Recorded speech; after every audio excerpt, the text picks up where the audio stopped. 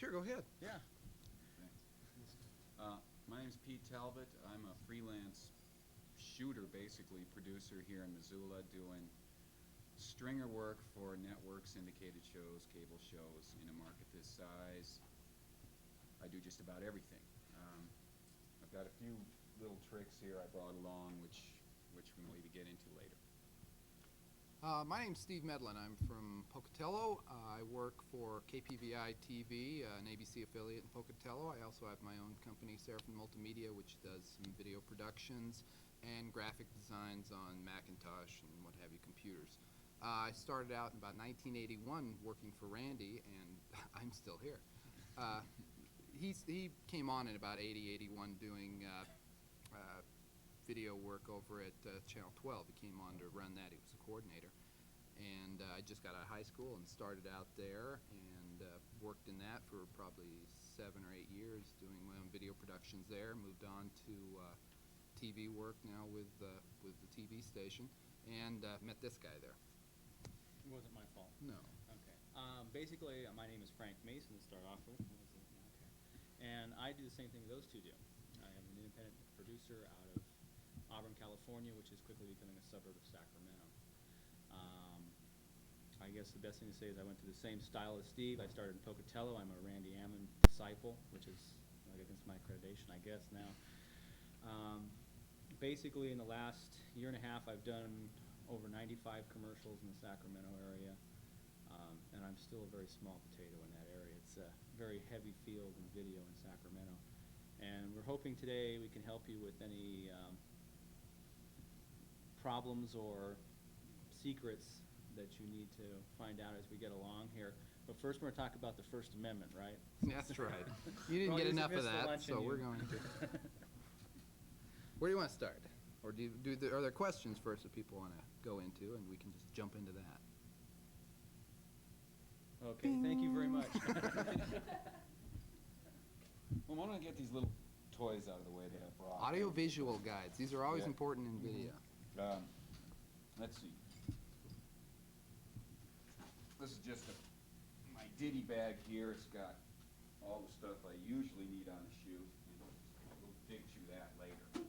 I've got what I used to think was every adapter in the world, but sure enough, I go out and shoot, and there's an adapter I don't have, the male mini plug to the female XLR or something like that. But it's good to have as many of the standard adapters as possible on the shoot. You never know when you're going to need something to, BNC to XLR or RCA.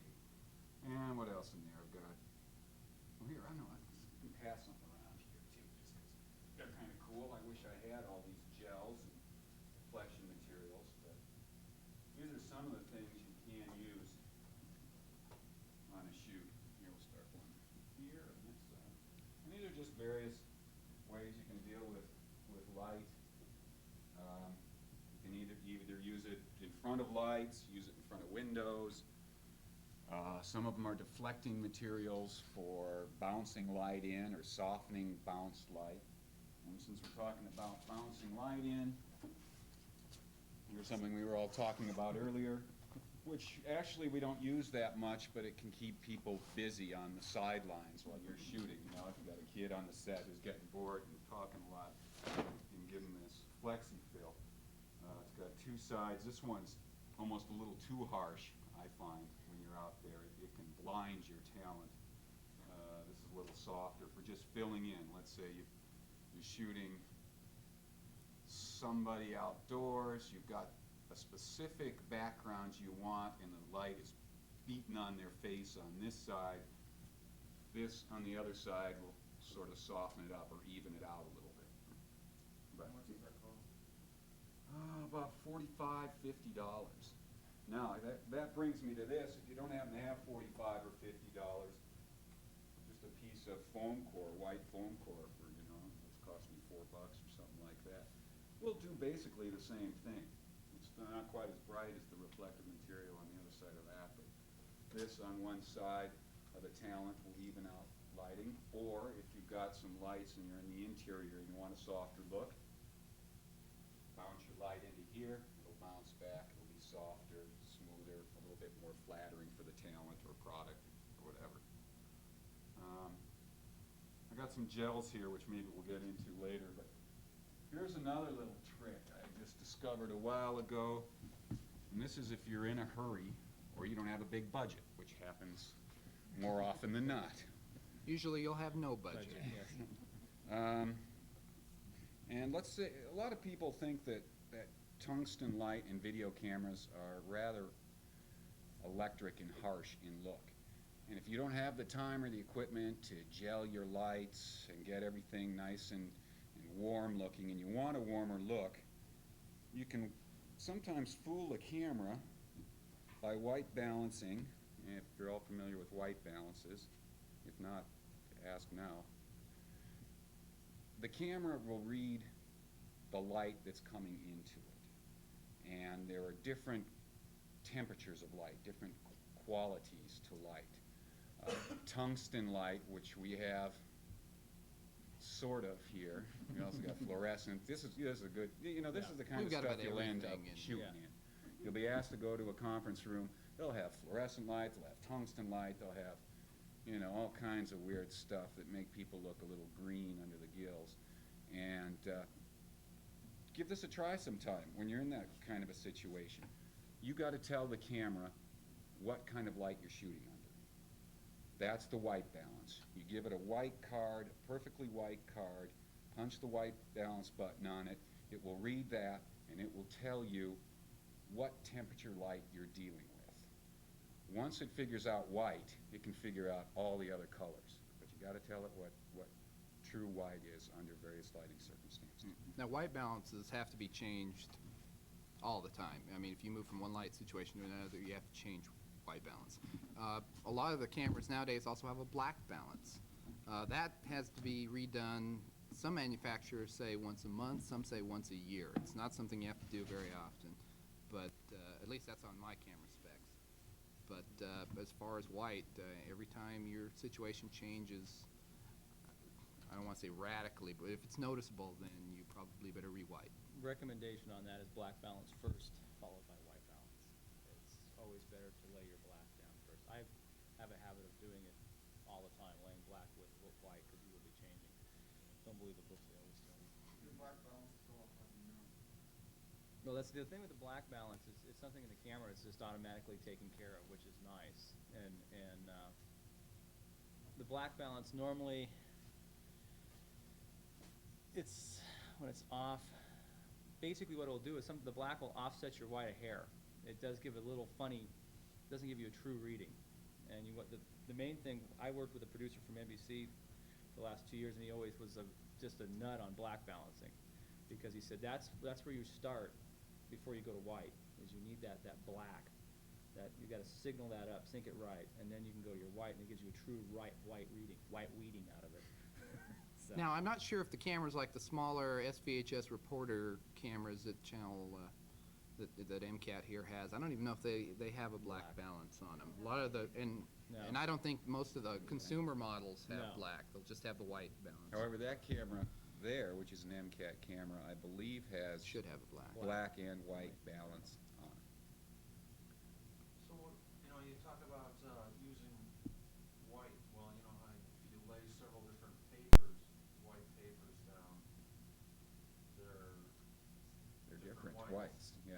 Mm-hmm. There is actually a card that is basically an approved card for doing white and black balances, which has a series of gray scales going from one end to the other, and then the opposite direction on the bottom of the card, and then other sets of from white to black, and usually right in the middle there is a chunk of black. And that's a card that we use at TV stations every day before each show to re-white balance every camera. And it looks at that, and that way it gets the complete range. And what you do is after you're done with that, you put that away in someplace dark, because if you leave it out, sooner or later, any light, if you keep a piece of paper out long enough any place, the color is going to change on it. So what you have to do is after you're done with it, put it back in something black just to protect it, to keep the color from changing on The it. rule of thumb is you should always get a card with your camera when you purchase it. You should always leave it in your carrying case and hide it away. And there always should be a little pocket in there somewhere for your white. Field tips. I guess one is when you are a cameraman, you're not going on the field wear a white shirt. I mean, if you're not going to be on the camera, wear your own white shirt, save your own self. You know, have something white on your body that you can white balance on. To if you run out into that thing where all of a sudden you've got to go, you've got to hurry up. I need a white balance. What do I do? Well, I've got a white shirt on. Run in front of your camera, so, you know, have somebody white balance right off that, or your assistant wear a white shirt. It's one way of saving yourself a quickie if you're in trouble. Instead of going, if you have to go to the box, get the card out, have a white shirt ready. If you want them to look bad, though, you know, you can give them a little, have your card a little on the pink side, white balance on that, and they'll give kind of a bluish green tinge around here. So if there's somebody you don't like, you want to look bad, do that. But on the opposite end of the scale, if you want to warm up the scene, a light blue, and actually these are a little dark, but a real light blue card, you can fool the white balance of the camera. You stick it up there, it reads it as true white, and then the image you're shooting then will be a little warmer, a little redder, kind of reddish brown. That's kind of cheating, but if you're in a pinch and you're in a hurry and you need something warmed up quick, that's the way to do it. If you don't have the time or the equipment to actually gel lights and you know, just pinpoint areas that you want warmed up. But it saved my butt once or twice. Well, would you say that fluorescent light is a colder light than tungsten? Fluorescence, well, you know, Yeah. it like is. under fluorescent, I've never tried this under fluorescence, but it might do the trick. You guys ever tried a light blue card under No. fluorescence? Usually when I do any sort of white balancing, it's with a white card as white as I can get it, although I have had other photogs I've talked to at other stations who have said if they're doing their own shoots and they want things to look a little funky, that they'll intentionally get different colors and white balance to that.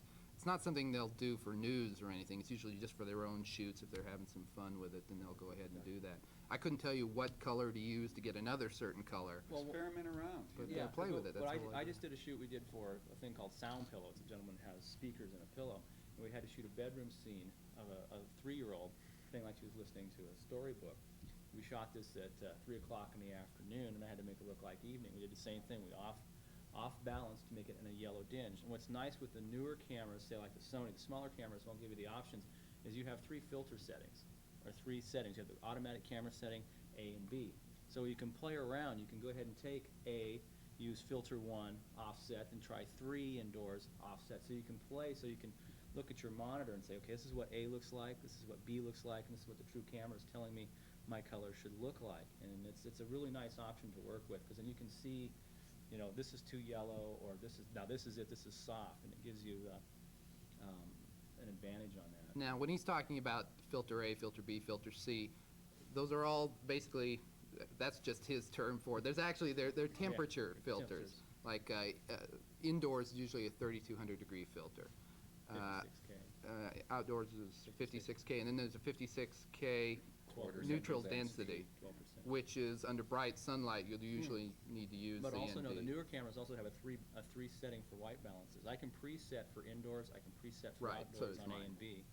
That's the A, B, and then the camera. Yeah, but yeah, that's confusing. But I'm just yeah, trying to explain to him plus the basics. in community access television, which most of us are involved with at this point in this room, you're not going to have a high-end Betacam SP that's going to have a three memory, white balance on it and stuff. So you got to be familiar with the camera you're using and know what its limitations are. Just remember the important part. If you're in a room like this, get your white balance set up on the widest card you've got, and then if the lighting changes dramatically, or if you've got to move it to another room where the lighting is different, or go outside, just remember to change the white balance. I can't tell you how many times I've gone on an important news shoot, going out to get something, and I get excited because they're moving from indoors to out, and I've got to get that shot, and I run in and shoot it, get back, put the equipment in my car, and say, did I white balance when we went inside? And get back, and there's lovely orange colored everything I've shot. We use it, but it's not good. Then you hear about it. Is there a question or a comment? Or? The fluorescent lights being a real pain in all the because of the thing that's so insidious about fluorescence, there's about 60 different fluorescent standards. Temperatures, And yeah. each lamp forgets to emit specific different colors, which is why they're green, because there's no red magenta composite to make up for the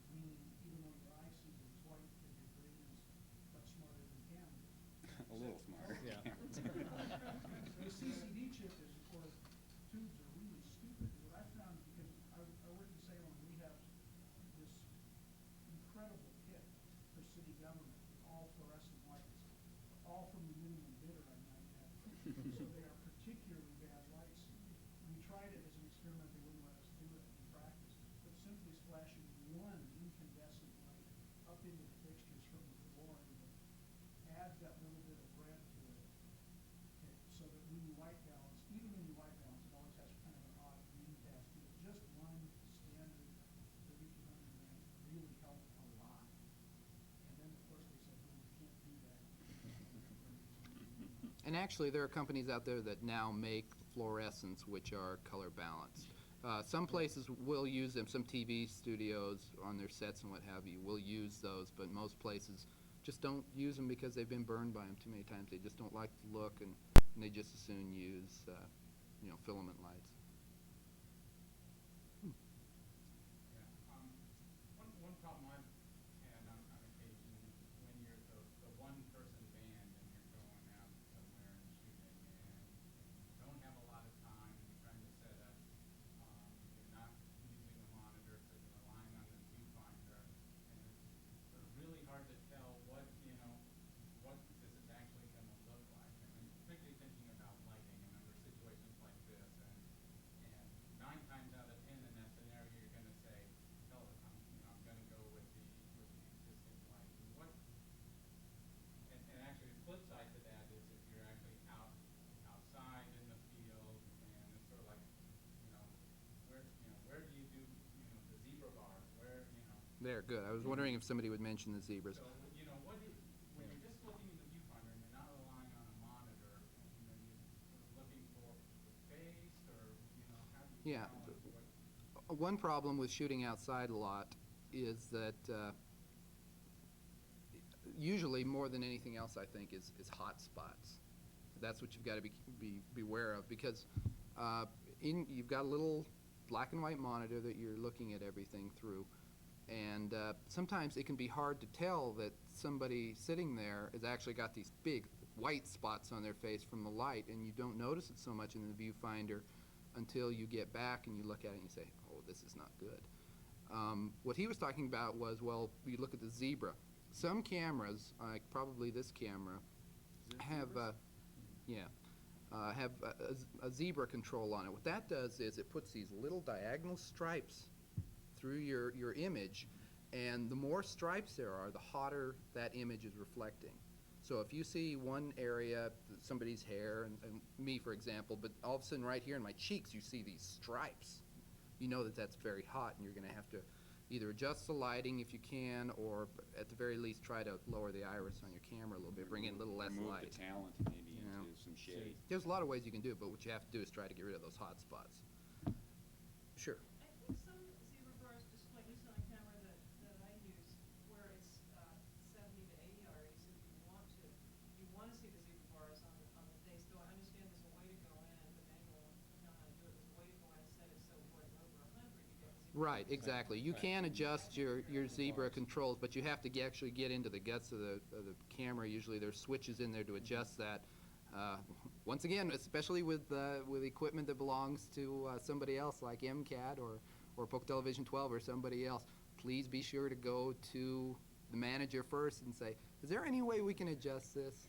We've seen too many situations where people out in the field try to do too much of their own work on somebody else's equipment. Then it's more useful, you agree to have. It is. It is. Yes. But his question is, what do you do if you don't have that kind of stuff? Now, I have a JVC KY15 camera, which I use for broadcast work. It doesn't have a zebra. So I've shot enough I can usually tell when something is hot, but one way I tell people sometimes if they're not sure is to, on the viewfinder, you have a contrast and a brightness control. So try to turn that down, and if you see some spots that are really standing out when you're turning things down, then you should suspect that those are probably hot spots and try to compensate. I would rather have video be just a little bit on the dark side, just to kind of even everything out, than to have it up too high and have hot spots on different parts of the person or the image you're shooting. Yeah. Speaking of lighting, something I've been curious about, and maybe you can review your techniques on this, is mixing light. An example would be to go indoors and interview someone who's sitting next to a window during the day that's bringing in the existing light. And whether you use that as a key or fill, and then having an artificial light. What's your technique for that? Because to get the most natural here's a man who gets, these guys get stuck with it a lot more than I do, There's two ways to, probably. well, one, I see a window and I, bleh, get away from it. Because you're working with natural lighting and you're working with fake, indoor lighting. And that's where, especially if you don't have, if you're caught in a situation like the gentleman behind you and you don't have a monitoring, you're really gonna guess. The person will move and all of a sudden they'll get blue. If you're on filter one, you go this way and then all of a sudden they're natural. What I do is try to get them away, close the window and put a lamp there and make it look like it is a window. You bring a lamp in and bring the light through them, and then you set your balances. And then even though you have the true setting, I don't like intermixing light if I have to. I really, if you're outdoors, you're outdoors. If you're indoors, you're indoors. I don't know. I'm just really not high on trying to use that indoor light because you've got too many variances when they move. If they jiggle or something like that, you can really shift coloring on that, and that's scary. But this gentleman There is has, another, who has his filters, see, that's ready yeah, to this change just the lighting. happens to, there's two ways you can go. You can either turn the tungsten in the same temperature as the daylight, which would be a blue gel in front of that, or you can take the daylight coming in, which is usually the hotter of the two. So I think under those circumstances, I try to gel the window. Of course, that means if it's a big window, you got to have a whole bunch of gel, and sometimes that isn't practical. But this is the stuff you use right here, and this will take the daylight and turn it into the same temperature as the tungsten inside, and it will also probably reduce the contrast a bit, because most of the circumstances I've worked in, the daylight coming through the window is a heck of a lot hotter and brighter than your little 500-watt tungsten light. Could you also take one of your reflectors, say the window's coming in on this side of it, and take one of your white reflectors, And get bounce it rid in of the lamp, other one? and bounce your outdoor lights, you're getting a You film bet. off the window. You It's bet. all consistent on here. Yeah. Yeah, And then that so would you using work. the same kind. Yeah. On the other side, because windows have a huge dark Yeah. side. Because normally the other thing you run into is shadow problems. See, if you put the light, boom, they're bright here, and they're dead here. And so you really want to, that's the thing, is distributing of your light to make sure face is full. Would one of the quartz lights, are they blue enough? If you use the quartz light, it could fill on one side, with daylight on the other? With sun, I think that, You still have to do that? yeah, the quartz are, I think, are 3200. Yeah, the way to go on that is you can cheat. If you can get enough lighting and you you use your filter 3 or your 56 with no density on it, because then you can take an outdoor light and then kind of 3 will match a little better than 1 will. I've found a little bit. Like I said, filter 1 throws a lot more blue into your picture, Which filters? 3 would be would be considered the outdoor with clouds. Now, see, that's not actually true. Mine's different than his. Well- I wanted to know which one you meant. The 50, it's 56. It's 56K with no neutral density. Yeah, mine's just the opposite of that, too. No? The color scheme is a real interesting problem with that mixing sources, and I found that if it's you're really up against it and you're like in a conference room and you have these banging walls and your stuff, it's easier to use the tungsten light, even if you don't have filters for tungsten, splash it and let the rebounding, the shadow be filled in and warm and color correct for the daylight coming in. You just can't overpower the sun. It just takes so much light. Let me see if so you would then white balance White balance to the daylight coming through the window. Right, Okay. and then if I can, put a blue filter over your lights, and if you don't have the blue filters, it isn't quite so bad having a slightly warm look. That's as opposed to the Right. blue look. Yeah. Instead Okay. of the blue look, because the blue look is so creepy on TV. Yeah. Yeah. it's- Moves Again, it into depends all of the depends who your subject is, Yeah, too. see, I'm just thinking if you're sitting, another producer will go, he didn't white balance right, because you're off of the blue, which is But always there's a the- couple of congressmen in this state who I would probably, let them look a little on the blue side. Conda official.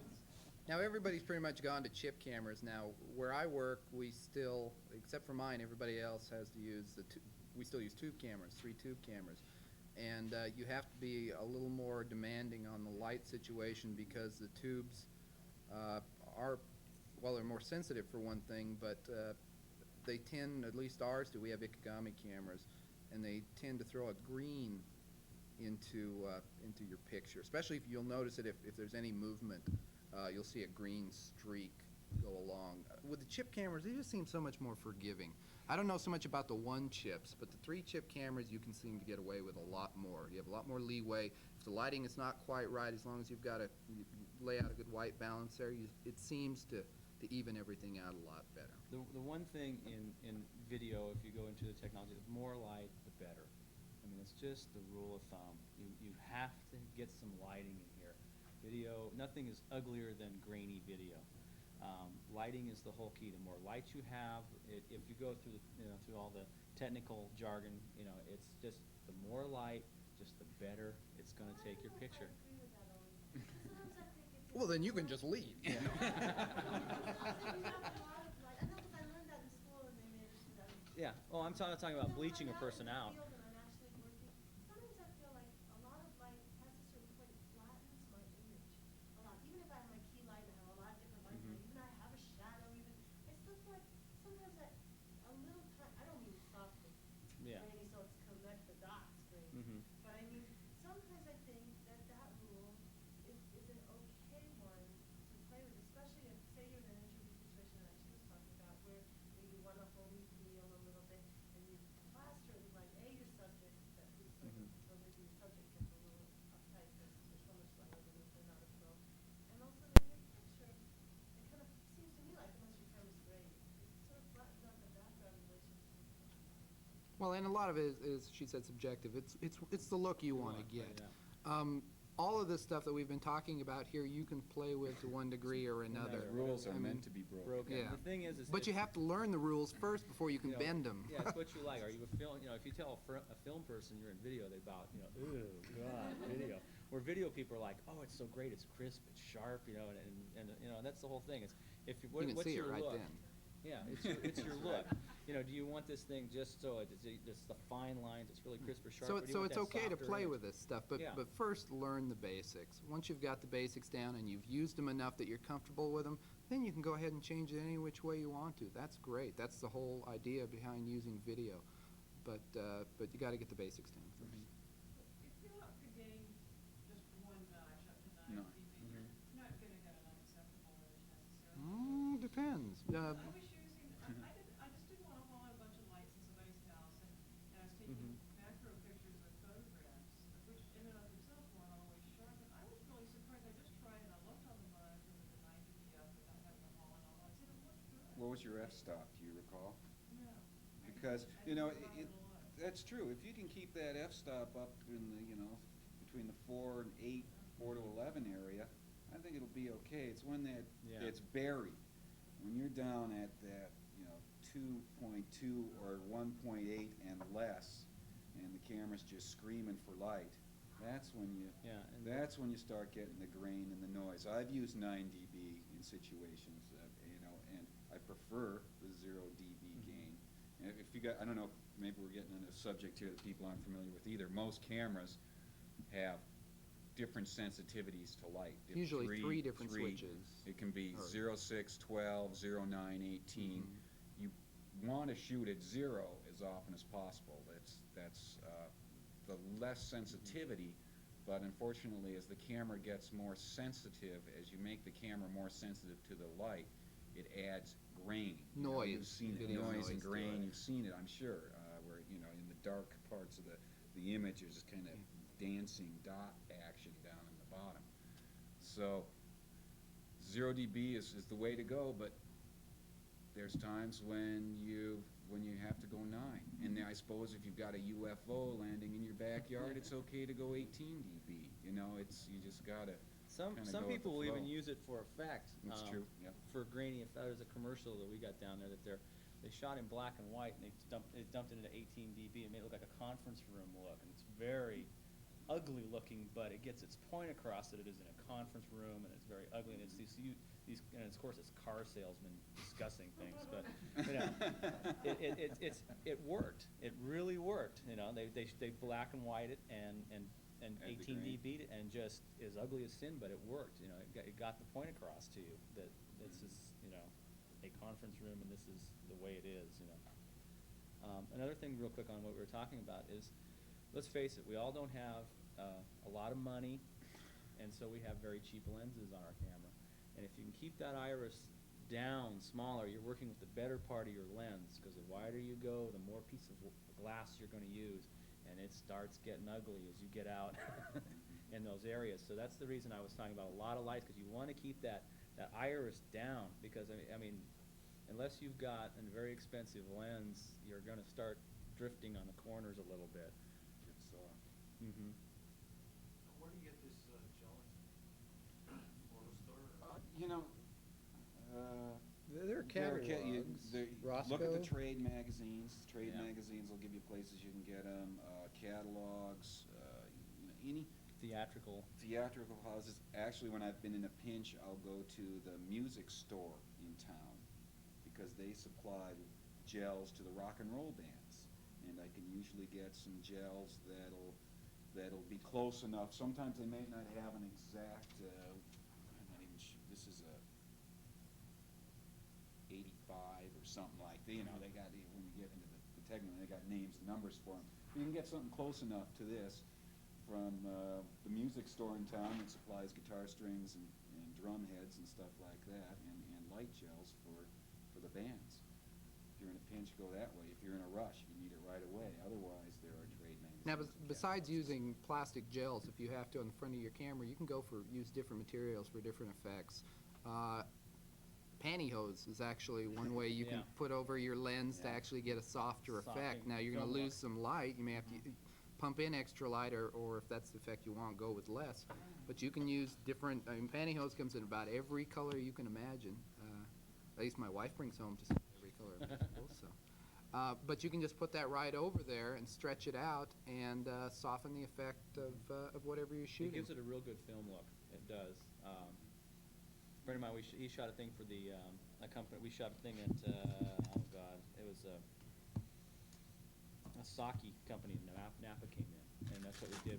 He has a Betacam, 300 Sony Betacam camera. His house payments are smaller than his camera payments.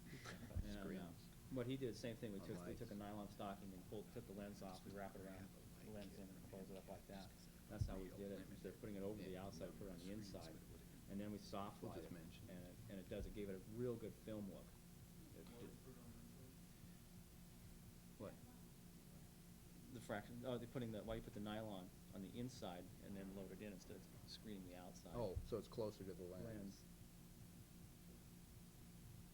One thing I was just talking to Pete about that we hadn't mentioned as far as lighting goes is that most of the lighting kits, I'm sure the ones that MCAT have and a lot of them that are used now, have what are called scrims that you can put in front of your light. Basically, they're a white material that actually most of the lights have a place where you can hang this right in front of your light, and it cuts down a little bit on the amount of light coming through, but it does seem to even it out, and it's not so Softens it harsh. out. Yeah.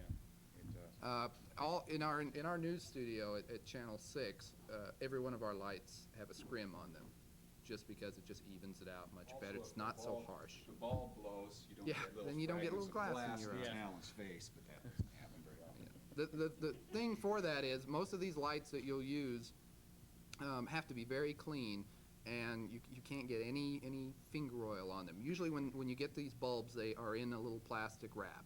What you do is you take those out, holding onto the plastic, take out the old bulb, put in the new one, still holding onto the plastic around it, and then take the plastic off when you're done, because oil put onto the bulb will weaken the bulb when it gets hot, and it can rarely, but once in a while, cause it to shatter. If you get any oil on, it's more than likely going to blow out pretty quick. Yeah. But shattering is, I've never had one blow on me like that yet, but it happens. Here's another diffusion, and this is you get this stuff the same place you get the gels. Look in the trade magazines, called Tough Spun. It's just fiberglass, This is what we Really use for tough. scrims. and it softens the light up. This is kind of a used piece here, as you can see. I've taken little pieces out of it, but this is nice stuff. It won't catch on fire, you know, and It'll smoke and stink, Yeah, but yeah. But this in front of anyone who's working at MCAT uses I think they have the total lights there, right? Omni-total lights, yeah. That's Okay. what Do you we- want a light set up so you can demonstrate this? I mean, I I guess- guess have a light right Yeah, we'll what's- go on with it. We're just going Yeah, over the yeah, basics. maybe yeah. we'll go over this, and if Yeah. people want to hang out afterwards and do some, and play with the lights and stuff. What was you needing, maybe clotespin it to the. Clothespins Yeah. will work. A although they'll lot of the tend to lights have smoke clips after a that you while, hook too. on there. Put it Well, Either it's the one. same thing. It's actually But they're an kind of omni-total harsh. light. They're kind of harsh, I find. I mean, if you're going to light a room like this and then they're way in the back of the room, that's fine. But if you're trying to light one person, they can be obnoxious. They're bright, they're hot, and little diffusion, either a scrim like Bruce has. You want to show them what you got there? Yeah. You got this. This will soften it up. They have half scrims. They have all kinds of. But most of this, Just to bounce them around. Yeah, if you want to, Yeah. like, you can usually move them around if you want one part hotter than the other they're- side. You like can a move barn the door and a plug light, like you this can adjust and, the light. Move it around. but for at Channel 6, these are mostly what we use. In the studio. In the field, we tend to get lazy. We want to get in there, we want to get a shot, we want to get out. We don't usually use those. We just stick the light on there and go for the best. Changing from lights, since we've been on this Yes. lighting for Forever. 50 minutes. But that's what they want to know. They got to set Well, that up. there's other little things we should probably bring up, little ideas.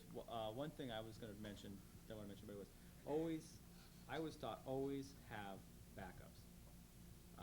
There's nothing more embarrassing to go out and have your wireless lose a battery and you don't have an extra battery. Makes you look real intelligent. So Yeah. whatever you can have double of, I mean, it's tough to carry 2 cameras around, that I can understand.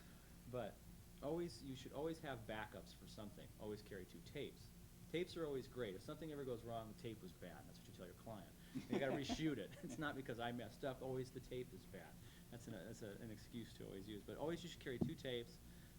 Double of everything. I was going to say the other thing we found out was I have wireless and hardwire, and always carry both with you if you can. I went into Santa Clara Community Center, and we did a 2-day thing, some speaker. First day was great, no problem. Second day, I thought my wireless had gone. Little did I realize that there was an airport, an air base, Great America, and that all the guys had changed their walkie-talkies to my channel. It was wonderful. Luckily, we had a hardwire backup, or else I was dead in the water. 300 miles away. The hardwire being one Why, where yeah. you plug the cable into your record Recorder like deck, this. and the This would other be end of hardwire. it. This is a hardwire, yeah. Like that. And a wireless. These are nice, but you're right. You got to be careful. You get in the. I've had that same thing happen. I think these are the greatest things since sliced bread. This is the receiver. This is the transmitter here. It goes on the talent, and they can move around. You don't have this wire running all over the place. But I was in a hospital once. It was in an operating room. The whole thing was stainless steel, and I got some real weird signals in there. So. I couldn't agree more. If you can have both wireless, I mean, if you got the choice, go with the hard wire. Let me think about this for a second. But, Yeah. but the hard wire, you're going to probably have less problems. with. Well, and for access use most of the time, I don't think any of the access stations even around here have any wireless have stuff. So, No. Paul, did you have something? I'm sorry. Same thing. It's a hard wire usually, and I like labs a lot if you've got specific talent. I mean, you just clip it right on there. You're getting what they're getting, and you're not getting the trucks going by on the highway next to your chute. But since we don't have 3 lavaliers for each one of us, this is the way we're going to go here. While you're on audio, what about a situation, seems to happen a lot, maybe the luncheon today was a situation like that. The PA system is one person, and all the people are asking questions, there's no PA for them, there's no microphone. How can you pick up sound? That's a good one. If you got an audio person, that again it gets Yeah. down to budget. If you got an Right. audio person, a person dedicated to doing audio, you give them a boom with a shotgun mic, and they go around and get the talent. And if that's not feasible, what we do a lot of times, especially if someone is setting up, there's a press gathering or something, we usually try to set one mic up someplace and say, look, anybody has any questions, great. Please come up to the mic and ask your questions. Don't sit down and ask it. So they just have to get up, go over to a central mic, ask their question, and sit back down. and it works out better that way. It's a little inconvenient for the people, but then everybody gets to hear it. Another idea that we've done before is we've taken a mic and we've hung it from the ceiling above everybody, and we took and hung it down, and you just you're going to pick up a lot of ambient, you're going to pick up light hums and stuff, but you're going to get the question. And basically, you're talking about 3 to 5 seconds anyway. You can live with it in a especially if you're doing a tape on, say, like a lecture. You're going to pick up, when the question comes on, you're going to pick up all the ambient, but it's a lot better than not hearing the question at all. Assuming you have 2 audio channels going into your camera, you would put that on one and Your line. talent on one and like that. How about a PZM? I like them You've used, I haven't even I like used them up those. front. The problem that you run into with PZMs is when you give them to a speaker, they have a habit of putting their papers over the top of them. Yes. For those of you who don't know, PZMs are microphones that look almost flat. And they sit, you'll see them in Radio Shack catalogs all the time. Don't buy them, but yeah. And they just sit there, and they're good for speakers, and that they're very, very unobtrusive. You'd never really notice it. They're great. What I like using them for, say you've got a conference room of, say, like 3 tables. Then I'll put like one table, each table gets a PZM like that. And they're very, it's not like this, so when you shoot somebody, you don't have the microphone in the middle of your shot. It's sitting flat. Those are what they're great for, or plays. They're wonderful if you take 2 or 3 PZMs and lay them on the play, on the flat area, right below For them. the audience in a situation like that, you couldn't put one. You'd have to hang it from. You'd have to. Like mount it on the ceiling? Yeah. flat? I don't Well, know. you'd have to hang. See, the problem with that is you need something to bounce off. See, it takes it and goes bink, bink into like that. So it's kind of not taking anything. Well, one thing somebody found down where we are at DCTV, which was clever, that Peter Matheson reading, you could kind of hear the questions, but it wasn't very good sound, so just use the character generator to go and lay the questions Mhm. as the person was saying, and that was a way to save it. It's a good way to save it. Yeah. Of course, I like to try to get as much in the can ahead of time as possible. yeah, just Yeah, go but back and make you're that right. one. Lord Yeah. knows, I you thought got to it be looked innovative. quite nice, and you might even consider doing it if you had good sound. And remember, you've got to have as much as possible, which is what we're talking about here, set up the microphone according to your needs. Ideally, the best thing for us to have right here would each one to have a small lavalier mic that we have wired up into the board there, or to have something like this, or to have maybe a shotgun mic on a boom up above us. If you ever do need to put together a shotgun boom, you can build one very simply. Go to a cleaning supply store, get their telescopic boom. It costs about, well, it depends. I have like an 18-foot for $35. That's all aluminum. I took one of these that was broken, drilled a hole through it, put it into the end of it, drilled another hole, and then used the clip that came with it to hold it all together. Then I just stick a shotgun mic in there, stretch that thing out with a cord on it, and just hang it out over the audience. Another even cheaper way to do it. Which we And have he'll done- know that then. Yeah, that we have done before for community access I did in Auburn. What we did is we got a broomstick. It screws automatically in right there. I It's used not an as old long. I used an old fishing pole. That had Yeah. Oh, broken. what's great is the same thing. We took a fishing pole and and a lavalier works great because you can take the fishing pole, you feed it through the eyes. and then you can take the fishing pole or the lavalier and go right over the top of your 2 subjects talking. Yep. There's a poor man's way to anything. And it sounds like we've all been there Yeah, too. yeah. I mean, it's different as an independent producer. When you got to buy it, there's a whole different world than checking it out, or managing to get it, or going to a TV station. Well, just another suggestion, if you are having the problem with the question and answer thing, you can talk to your people who are being filmed beforehand and ask them to kind of encapsulate that question. I mean, a lot of times the audience appreciates that too. Yeah. One other thing to go along with all of this about audio is you do all your shooting, you get back to home base, plug it in, turn it on, and you see all these wonderful people with their mouths moving, and there's no sound. You didn't check to see if the audio needle was bouncing around. As much as possible, folks, wear headphones. Yes. Always wear headphones. headphones. Yes. More often And than watch not, the it will VU save you. meters And too. check it. Yeah, You've got the keep an eye on VU the meters in there, because I have had instances where they'll actually be getting the audio over the headphones, but it isn't looped right or something's weird. make sure that you got that VU bouncing at about the Especially- same rate the lips are moving. Especially if you are using wireless, because wireless picks up hums and hisses out of nowhere. Yeah. Especially if you're shooting like a commercial shoot or something, and your talent is talking, and all of a sudden you hear this whoosh. That's that famous whoosh sound through your wireless. And if you don't have those headphones on, you have no idea. You go back to post, or you go to do your rough cut, and you hear this whoosh, and then you have to go back to your talent and say, "Can we do that again?" It doesn't look good. I mean, you can check that VU meter and it'll be bouncing and everything will look fine, and then you'll get back and you'll find out when that was kicking, there may have been a short in the plug somewhere. So it's Going- it's still bouncing, but it's going. Indeed. Yeah. So yeah. so you've got to do them both. You got to look at the needle. You got to wear the headphones. It's a What must. I think a lot of you folks already have, I'm not sure.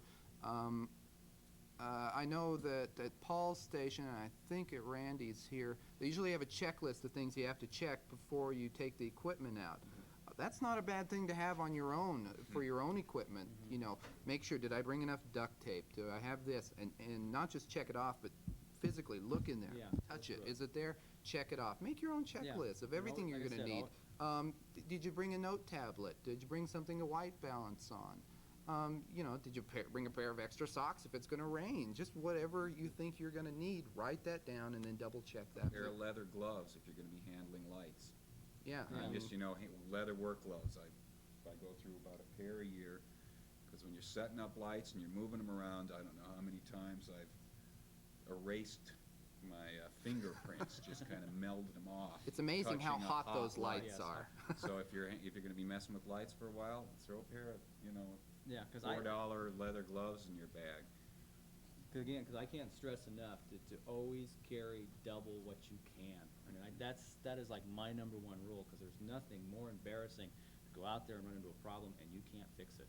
Now, the one gentleman over here was talking about when you're by yourself sometimes, you know, what do you have to do? Well, almost all my shoots are by myself. I carry a large, very old BVU 110 Sony 3/4 inch deck. I carry my camera. I carry a tripod that probably weighs over 50 pounds. And anything else, and I just have to carry that all by myself. Now, one way that'll help you is if you're maybe wearing one of those fanny packs that you can slide around your body to keep it out of the way of all the junk you're carrying, and then put stuff in there. Some of the new fanny packs you can get are made of a nice Cordura. They may have little pockets in there. You can buy these things from companies like Porta-Brace, which are very expensive. You can either go and buy something a lot cheaper around town or make your own. Yeah. I went to here in town, Blue Star Canvas. You know, they're just they do awnings and stuff like that. I took in one of the TV stations Porta-Braces, and I said, "Here, make me one of these. How much will it cost?" Well, it was about half as much as Porta-Brace charged, and it was just as good. I mean, you know, I'm thinking of going into the business now, actually. Or if you need to, you can go to an Army Navy store someplace and get like a web belt. You can get all sorts of pockets to put on. What I there. have that I love is through Banana Republic, the photographer's jackets are a little too small in the pockets, but if you can find like a fisherman's jacket, and you put that on, you've got pockets galore, and that's where I have all my batteries. I have little screwdrivers. I carry everything that I can out of my pockets right with me. He looks goofy in it, but it But it works. Surveyor jacket too. Yeah. They have huge. And then also Something with Velcro yeah, or and I something have a that'll pair hold of tight. See, I also have a pair of shorts that have huge pockets in the front, huge pockets in the back. So I mean, I clang when I walk, but I have everything is right on my body. So if I'm out in the middle of a field shooting something like a well drilling guy, and I have to run half a mile back because I have a battery that went bad, that looks really dumb, and it wastes a lot of time. So I just sit there, I go, boop, that's out, let's replace the battery, boom, here we go. And it does save. You may look stupid, like you said, but But you Yeah. would. Another thing, Yeah. one thing you mentioned on batteries also, a lot of time on your shoots, on shooting anything, is just getting set up. You've got your camera all set up, it's on, you run back over to somebody and move them, or you run over and do a light. While you're doing all that stuff, go ahead and shut your camera down, or at least turn it down enough that your viewfinder's off and you're saving power. There's nothing more frustrating than being out there and having everything ready and suddenly seeing battery empty, battery empty, battery empty. And trying to hurry up and change that, or being out of batteries. So whenever you're doing the stuff that's not essential for actually videotaping at that moment, shut the camera down. Any other questions? Shutter speed.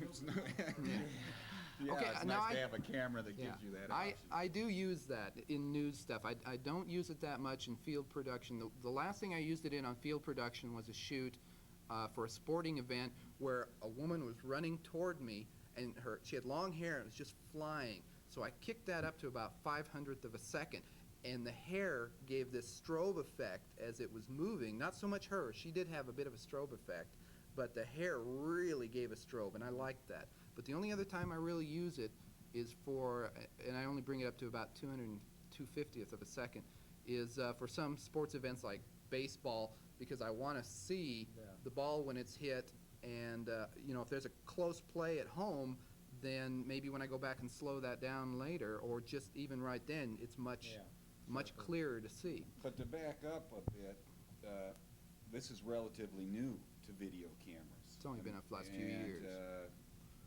In still cameras, as you're aware, you have the ability to allow certain amounts of light to hit the film, and that's with your shutter speed. You can go anywhere from a second up to 1,000th of a second. This is relatively new in video. I'm not sure. Blue, does that have a shutter speed? I don't. Yeah, it does. Yeah. It's probably got Well, 4 or my 5. old Sharp camera did not have a shutter speed, and I'm just starting. Some of the cameras I'm renting now do have them. Now, it's not a true shutter in the mechanical sense. It's an electronic shutter. What's that?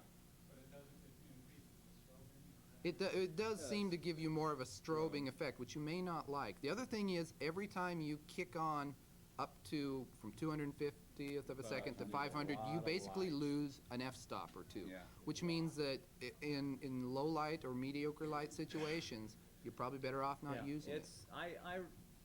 The only time I would really say use an electric shutter is what Steve says, is basically in a fast action event for an effect. To try to slow the action The down. only time I've ever used it, I did a commercial for Speedway motorcycles. The guys have a little 8-track that have no brakes and do like 175 million miles an hour on this thing. And I put them on the slow shutter speed so you could almost see the spokes on these things flowing. And otherwise, It can be distracting. It can be a trick, though, too, if you're out in the field and you want to reduce your depth of field, the amount of area that's in focus, okay? Yeah. Let's see, No, that's right. Yeah. I got it. The lower the f-stop, the smaller the depth of field, the smaller the area is in focus. So if you're out and it's a really bright day, but you don't, and you're looking at an f/16 or 22 on your camera, but you don't want all that crap in the background or that crap in the foreground in the shot, kick it up to 500,000th of a second. It will drop your f-stop down to around a 2 or a 4 maybe. But the image, And then it will. Yeah, but as long compress as your image isn't and moving. also the image that is there in focus will seem sharper for some reason. I think it's almost an illusion, but it does seem sharper, even if it's not moving. If you're just shooting something still and you've got that on, it seems to highlight it more. I don't know why.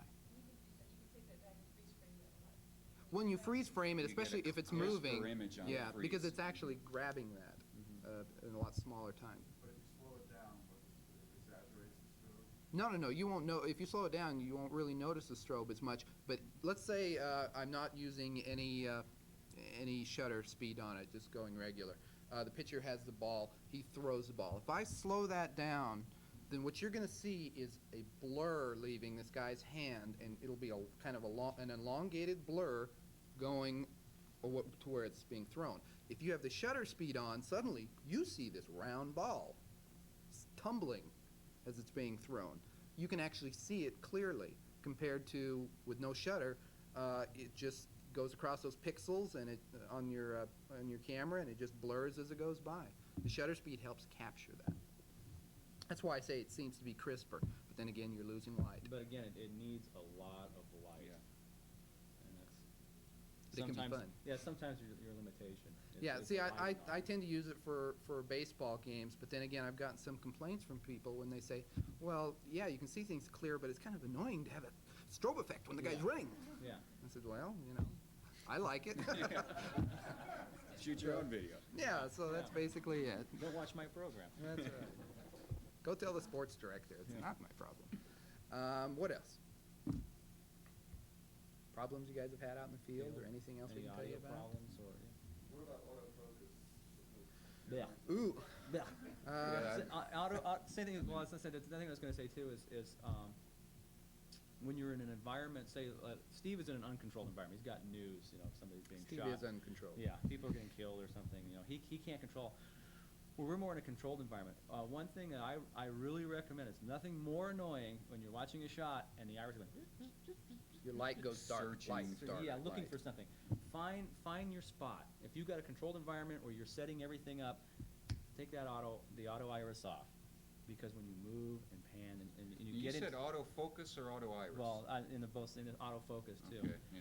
But in the same sense, That's right. I was thinking auto iris. I don't use autofocus. there I is don't no have it. autofocus on That's our what I cameras. mean. Yeah. Yeah. On the I don't have it high-end either. cameras, there's not. But I think that you apply to both. I think Right. what you're saying you would apply to both. Both. If you're in a new situation and and things are going crazy, Yeah. and you just have to get the shot, then go auto. Yeah. But if you've got any control over what you're shooting at all, Because do it. the biggest problem with the autofocus is the camera is always wandering. I mean, if say you've got a subject and somebody comes by, all of a sudden it goes, "Whoop," and it locks him on him, and then he goes by and the camera goes, okay, where do I go?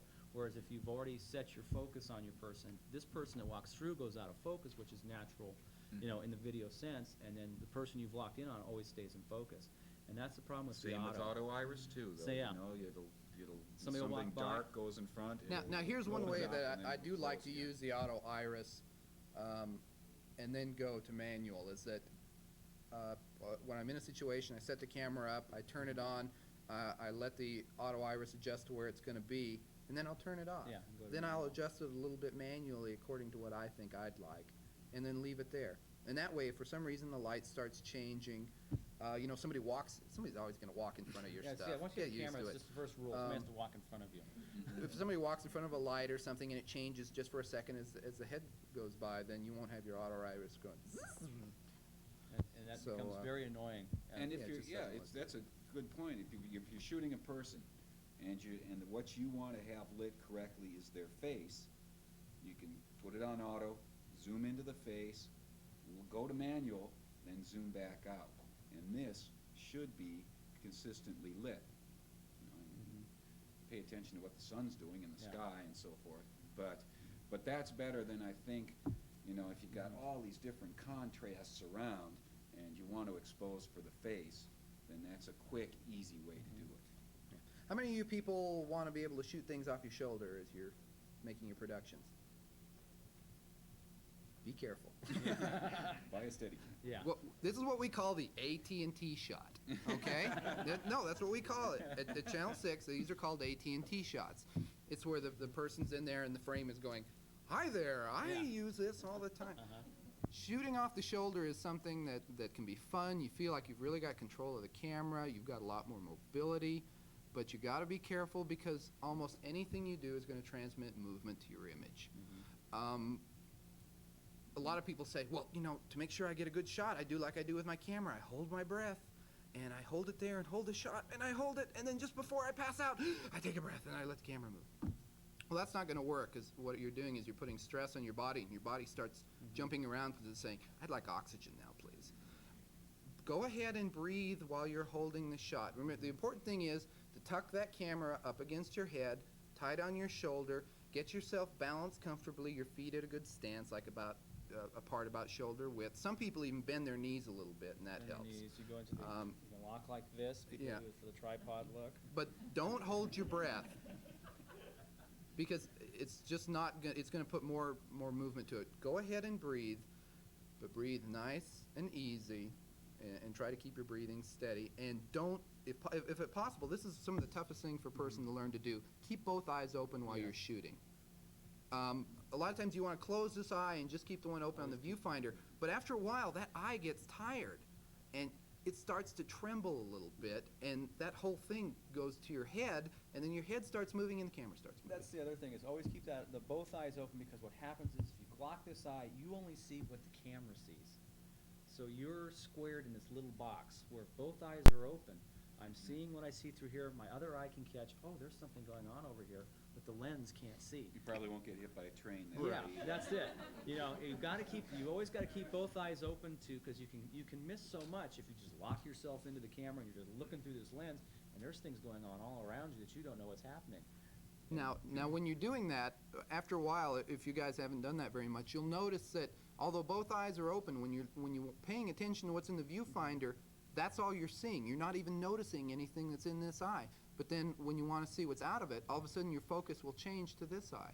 And you get used to that, and it's a much easier way of shooting. As a matter of fact, if you're ever shooting some sporting events, let's say you're shooting baseball, you're sitting over by the third base side, or softball. Somebody hits the ball. If you've got both eyes open and you're on that side, then as the ball travels across your camera's plane, it comes into this eye's view. You can't follow it with your eye in the viewfinder and follow the ball. It's almost impossible to do. I've done this for years, and I can't do this very often without zooming right out very wide. But if you use this eye and just move your camera to this eye, to what you're looking at, then all of a sudden when the ball lands, this eye will kick in and you'll be able to zoom right in on what you need. Now if you do it the other way, where if I'm sitting at first base and they hit the ball, then all of a sudden the ball is in this eye for right now, and then it passes across the camera. I can't see anything but what's through the viewfinder. So you also have to be careful about how you position yourself. So when you're shooting, if you're shooting off the shoulder, try to let's say position yourself onto a post, Yeah. or set it down on a camera, or set it down on a car, or what some Table. people use is they take big fluffy duffel bags and they stuff them. You can buy these, but you can make them yourself. They stuff them with polyester beads or little soft peanuts and stuff, and then they take that with them, and they can just set that down on posts or cars and set the camera down on top of that, and it kind of envelops the camera a little bit and holds it a lot steadier. Or what I do a lot of times is I just shoot off my deck, set my deck down, fold the cover over it, put the handle on top of it, and just set the camera on there. Now you're still going to get a little movement, but having a little movement in some of your shots is not always that bad. It makes it look a lot more spontaneous, but that's not an excuse to shoot off the shoulder all the time, because you don't want to drag the tripod around. Tripod shots, bar none, are probably always going to be your best bet. So if you really want to kind of get some movement, it's probably best to have a tripod with the wheel rack so you can roll it around. Not really. I don't know about that, the because the problem I've always found with wheels is it looks like you put them in a they call these things, these a wheels. bumpy road. Yeah. If you push it, do. You know, the wheels, and of course the wheels never want to line up the right way either. When you Yeah, go they to- always- It's like a shopping cart. Yeah. A bad one. Actually, if you want to know, if you want to figure out cheap ways to do it, a friend of mine just bought a wheelchair. Mhm. Okay. I've used Yeah. wheelchairs. Nice Use a soft wheelchair. rubber wheels. Yeah, on and the you, back. and you just can go ahead and you can use it just like that. See, because there's nothing more pain. We shot a nursery, and so it's gravel, and we had 100 feet of track. Now you take 100 feet of track and you move it here to shoot 2 commercials in a day. You don't want to use it anymore because you're exhausted, you know. But the tracking is the best. Except the problem is everybody uses it in car commercials. Have you ever noticed in a car commercial they're always like zoom? Another way you can get away, the cheap way to do it, if you can do it, if you got somebody with a van, you can mount it. You can get away with it for a short. My problem is doing so much commercials. I think 3 seconds. That's it. Every shot lasts 3 seconds and I'm done, because that's all I'm looking for. But what you can do is a cheap way to do things like that is a back of a pickup truck or a van. You can put a tripod up, Oh, I forgot something. drive, get through like that. That's a cheap way of using dollies. Yeah. Real quick, at night shooting outside in the city, you got neon lights, would you use your automatic iris for that? No, I especially wouldn't use an auto iris at night, because as the cars go by or the different lighting situations, your iris is really going It's to gonna jump try right. Neon seems to be cameras seem to be pretty sensitive to neon. I've always had good luck shooting Really? neon. It seems to the color rendition seem to be pretty crisp. I think video and neon seem to be Yeah. a couple Now- of things that actually Manual work iris, 'cause together. The camera, A manual iris. Yeah. an auto iris, what it will do is it'll grab the whites and try to suck them out, and you'll Yeah, it will. You know. It'll grab a white. You can Reds- tell by reds the and blues and viewfinder. stuff are fine, You yeah. know, it'll be either real hot and glowing go to your manual and stop down. One thing on cameras like these, like the Sony that's here, is that most new cameras that come out nowadays have an extra setting called auto white. Now, what that means usually is that what it does. Yeah. Let's say you're outside at night and you can't get a white balance. It'll happen. You'll see Not enough a light. car that's white, but it's getting dark, and you try to get a white balance, and it says it can't do it because there's not enough light bouncing off that for it Your to do favorite it. is NC change filters, please. Yeah. And you've changed. I mean, you're on the right filter. You just can't get a white balance because there's not enough light. So what you do is you kick this to this auto white, and it puts its own pre-designed Factory set. white balance in there. And very often it's pretty close. And there are times also when you're in a hurry, you're going from indoors or outdoors to indoors. You've changed your filter wheel to indoors, but you don't have time to white balance before you get the shot. Flip that thing over to auto and shoot. And it will usually work fine. Subtle. That's right. I guess that's our time. Thank you for coming, folks.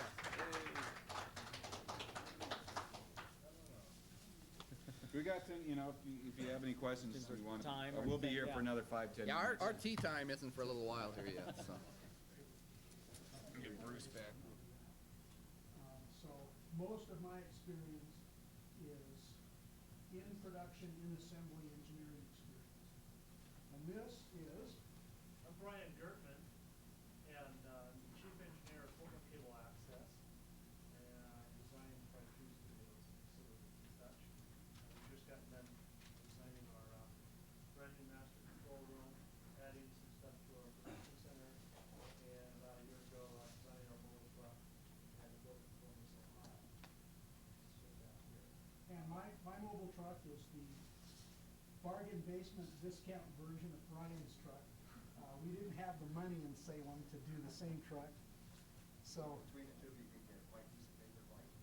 No, I don't think so. Can you turn that down, because I didn't get the all the way. I'm going to try to keep the orientation here a little less hardball engineering and a little more to the aspect of practical production engineering, unless you guys want us to skew it differently. There's a lot of underlying questions. I've got some handouts in the back that I did for this, and I kind of like to go through the handout. We'll try to keep it pretty directed, with the exception we'll probably jump waveform and vector scopes and come back to it. Yeah.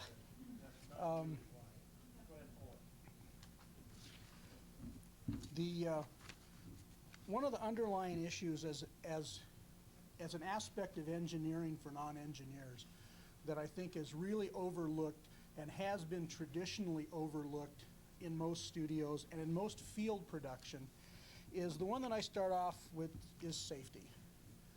I am a real fanatic about safety in the field and safety in the studio.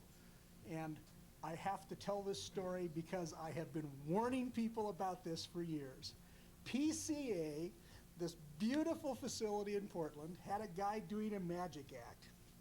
And he was holding up a towel where he always uses a pair of wire forceps, and it's a magic act where the towel bursts into flames from alcohol. So he gives this nice blue-white flame, and he didn't use his tongs. He then dropped the towel onto the table where he'd done the setup for the gag, which now the whole table goes ballistic on him.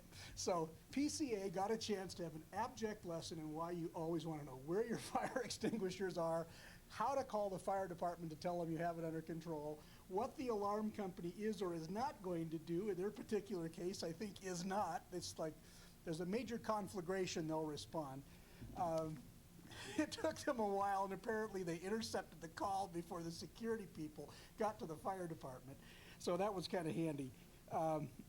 But engineering includes the aspect of safety. And the first one is safety chocks, safety straps, balance. These kind of carts, a really expensive way to decapitalize equipment. They tip over at the dumbest little things. You know, you drive them around for a day and they never tip, and then you go through a hallway and they've got a little separator on a door and they go over. So that's one that we really keep in mind. And the other is movement. movement intentional or movement unintentional. When I was in high school, I got the best lesson of my life about the lighting grid. If you're working in a studio, the engineer's job is to make sure the lighting grid works and that the lighting grid is set up safely. That doesn't mean the users will always use it safely. I have these little safety chains. You can hook them around backwards. You can clip the little fast clip here. There's all kinds of ways you can play with safety clips. But if you just let them dangle from the light, you haven't helped. So you have to train yourself, other users, and the staff at facilities to use the safety equipment that the engineer has provided. When I was in high school, the light came down next to a kid literally a foot from his head. It was only a 30-foot drop. And it put a divot in an oak floor. And it really boogered up a very expensive Fresnel. Now, the question of what was more valuable, I guess I'll let the instructor answer that one. At the time, we considered the safety issue more valuable. I'm not quite so certain now that I've tried to put all the lights in the studio. Sometimes users, if you lost one or two, it wouldn't hurt too bad. But you try not to do that. The first thing I want to cover in real engineering is field engineering, which is, do you know where your circuit breakers are? Now, this a lot of people will not say is an engineering issue, but it is underlying as an engineering issue. It is underlying safety issues, and it's underlying in what will happen, not might, will happen. Under the section, I think, what power problems, 110 volts at the wall plug.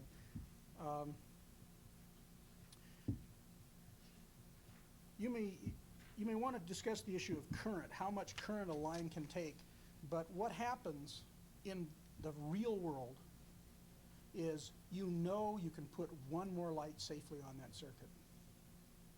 And you do it, and it's beautiful, it runs.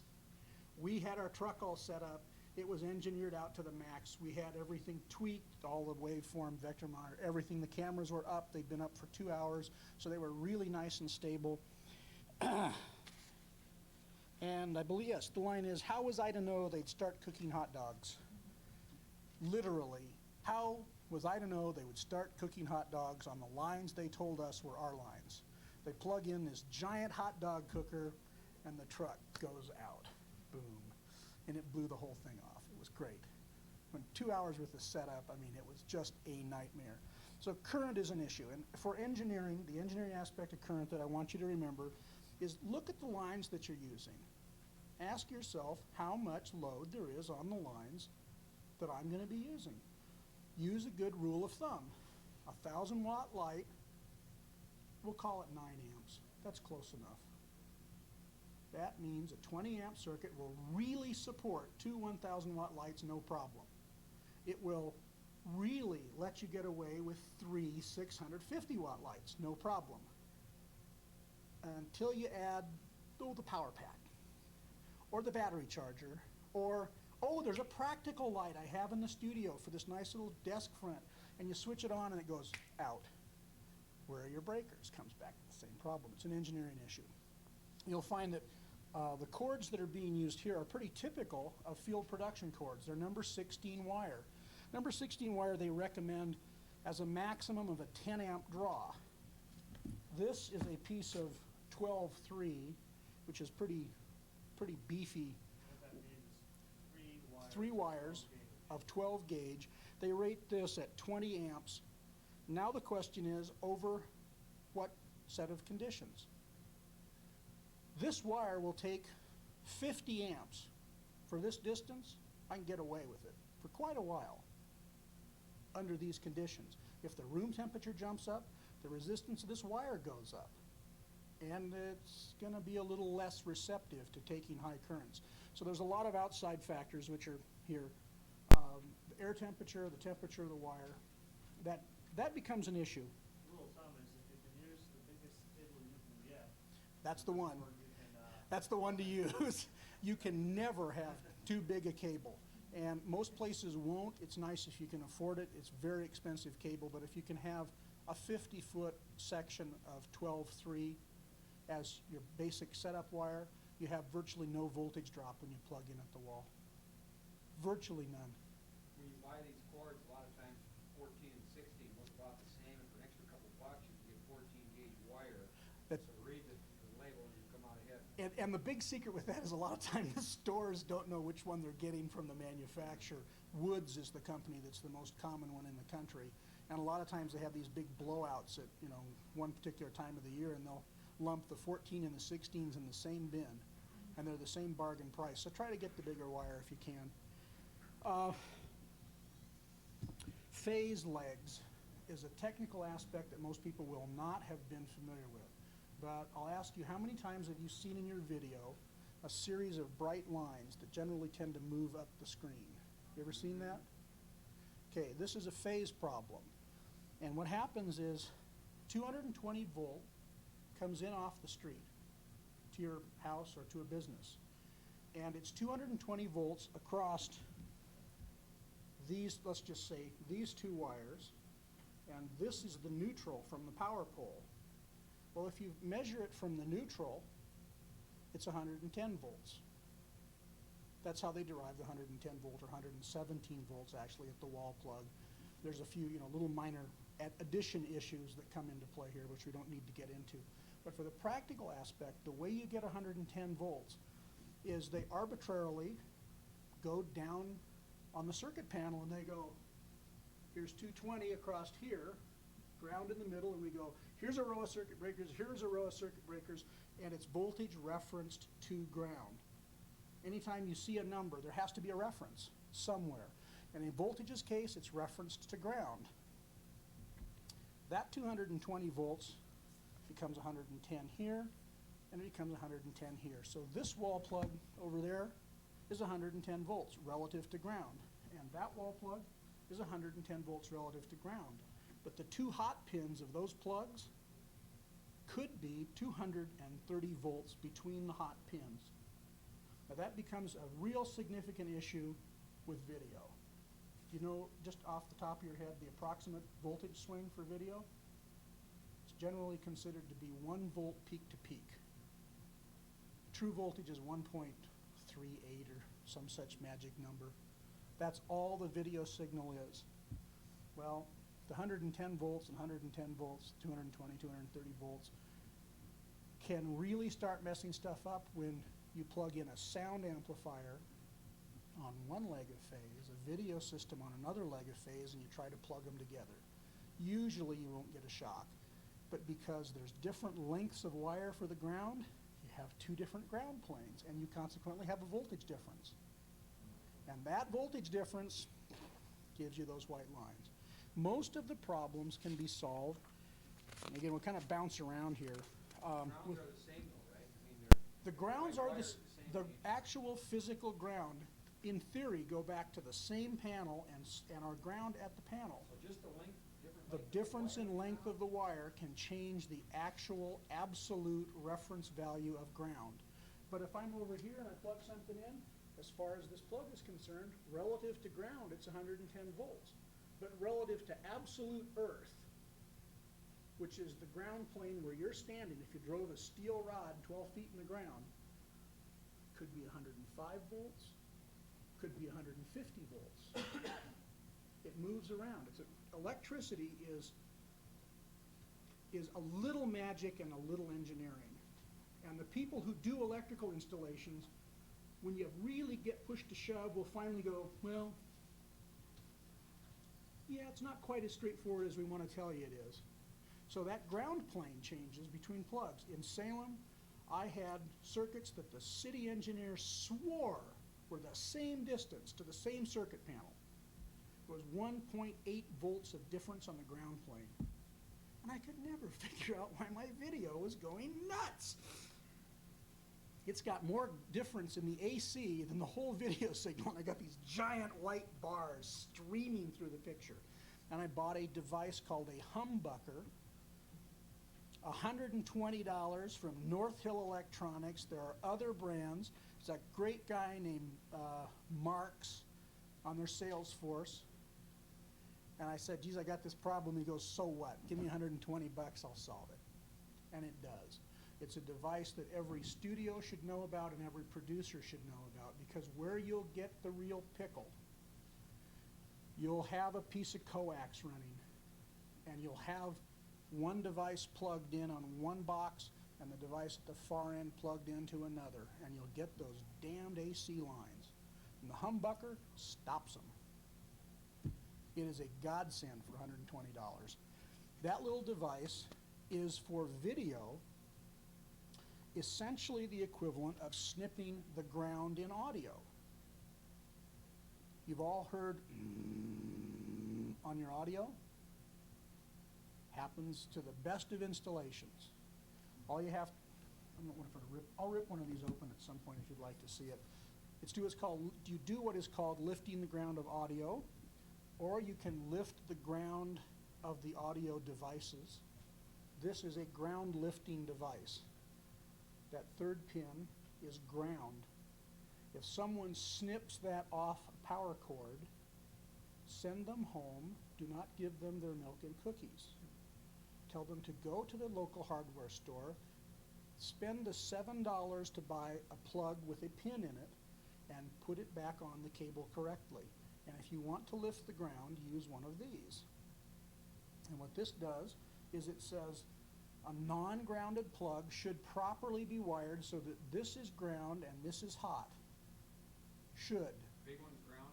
Big one should be what is the neutral and ground in the AC circuit, and this one is supposed to be the hot side. The Radio Shack things, $4 we tested with You that? bet. They're good, okay. They work. When all three little green lights go on, it's a safe plug. If they don't go on, be very careful.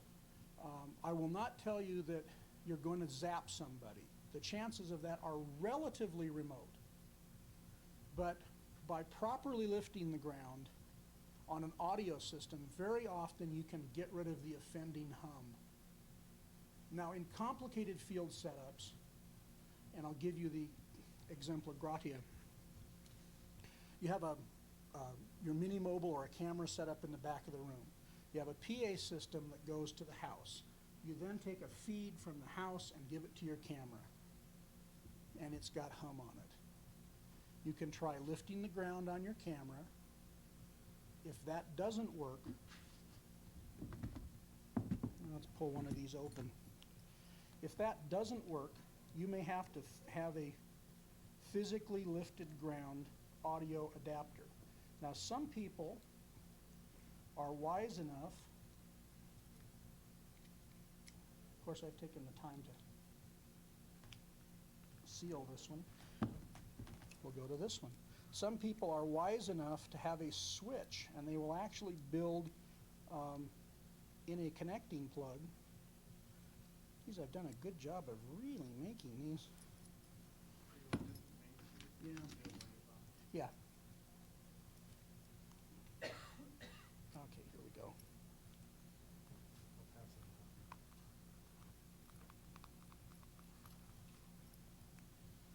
Not the best job in the world, but it will work.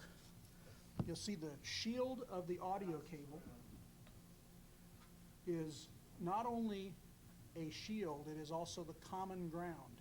So the area around the outside of the cable connects to pin 1 on a 3-pin, or generally to the outside of any other kind of connector. This will be the equivalent of pin 1.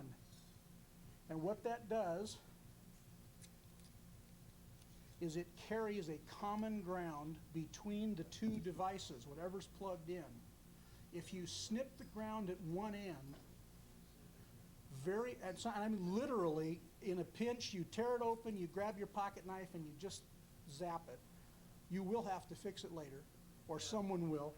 But by lifting that ground and doing that alone, about 80%, somewhere around 80 to 90% of your audio hum will go away.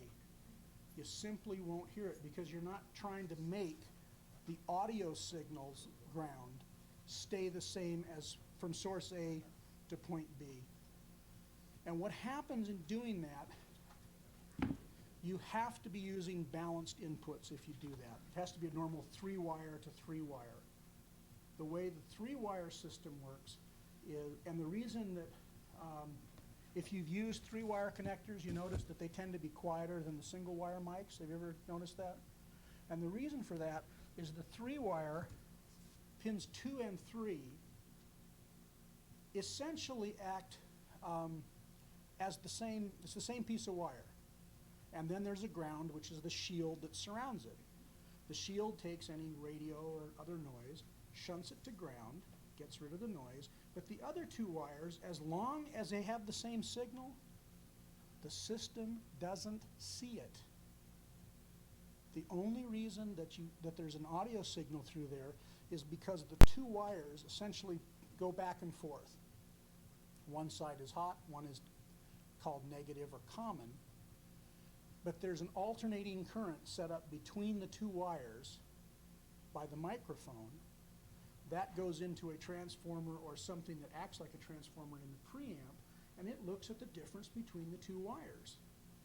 If you have 2 pieces of wire and there's hum on the same 2 pieces of wire, the amplifier doesn't see any difference. So it essentially cancels it.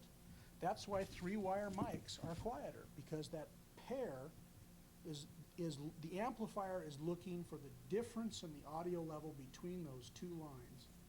And if it sees a difference, it's a signal. If it doesn't, it just rejects it. It goes away.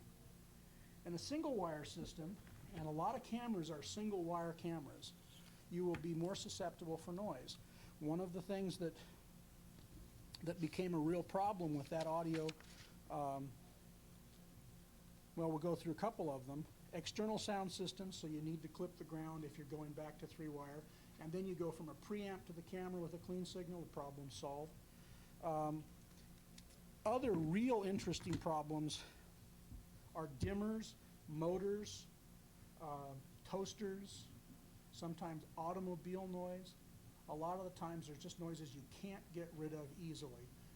There's a couple of cheap tricks that you learn as an engineer, is that you want to get as much gain as fast as you can and then move the signal around at a higher level. And a classic example is what is referred to as a radio frequency rich environment. Translate that to you have a church underneath a radio transmitting tower, and all of a sudden you're trying to listen to someone on a microphone and they're doing whatever they're doing at the microphone, and you hear in the background, you go, what is this from? Well, it's RF leaking onto the wires, and the amplifier sees that little difference in the 2 wires because, remember, radio frequency is shorter than audio. The 2 wires beat a little bit against each other, and the amplifier goes, oh, that's audio. I'll amplify that. Okay, how do you stop it? The shortest possible mic lead. Put it down to a little amplifier. Shure 267s, you all seen those? Little 4 lines in, 1 line out. One of the bargains of the century. An absolute gift to all field and studio producers. It will correct more sins than you can imagine. Put that amplifier under the table, go over to your 3-line, shunt that back to your camera, and then plug it in at line level. And if it's too hot, this is a device which might help you, which is a line to mic level impedance matching device. Now there's some neat set of adapters that cost a bunch of money. Let me be careful. This is actually the line to mic. We'll pass both of them around. One is a line to line, one is a line to mic. Pass them both around. The line to mic level drops the amount of voltage and current at the camera, so it appears to be a microphone, but you've sent it out at line level. The difference is, again, back to something, an absolute reference. Audio is referenced to 0 dBm, which is 0.78 volts RMS. To make it simple, a microphone, Is minus, this type of microphone is feeding a signal out at 150 ohms, okay? It's a balanced microphone. A line level is 600 ohms, okay? And so you hear the line level. That means it's already likely preamplified. And then you have a cheap microphone right here? I don't. Okay. One of the little cheap microphones that have just a little mini connector on it, or a quarter-inch connector. this little adapter right here has that. Right. This is the quarter-inch connector, That will probably be coming out at 10,000 ohms, okay? And that's a high impedance microphone. The problem is with that is you usually pick up radio stations and other non-essential things that you really don't want on the line, whereas likely this will not pick up as often unless you're in close proximity to a radio station. That's when you have the option to put a little mixer in and send it down line level, because it's less likely you're gonna pick up that signal on a line than you will on a mic cable. And we're talking orders of magnitude of power difference. Do you recommend generally then you feed your deck from the line level output of the mixer? If it's possible, yes. That's It preferable. really kills the noise. It's virtually impossible to get anything at line level. Could you repeat that? Sure thing. We'll talk about the relative amount of, if you have a choice of going out of a preamp or a mixer and carrying it across the room to your camera or deck at line level or mic level, use the line level output and line level input at your line level output of the mixer, line level input at the deck. And that will really cut the noise. And what will surprise you is it will also increase the clarity. It sounds funny, but it really does, because you've got the noise threshold dealt with early, and you're pushing a good solid signal down the 600 ohm line. Everything seems crisper, because what happens is as you have this lower resistance line, 150 or 200 ohm line, mic rather, it is more susceptible to other garbling. It gets squished by the cable length and a lot of other nonsense problems. That if you can do it, it's something I advise people all the time. The Shure, I mentioned the 267 Shure mixer specifically because it is so common in access centers. It is really underused. It can really save you. It has a feature on the back that most of you have never seen, which is a regular phono output, and it says mix bus, and nobody uses it. Take a male phono RCA to male phono RCA, plug those two together, you now have an 8-channel mixer. It feeds the next mixer. So you can stack them if you cheat. You just make loop throughs. You can do 3, I think, without any trouble. And it will common them out so you can have like 12 channels in the field. And then shoot out to your camera at line level.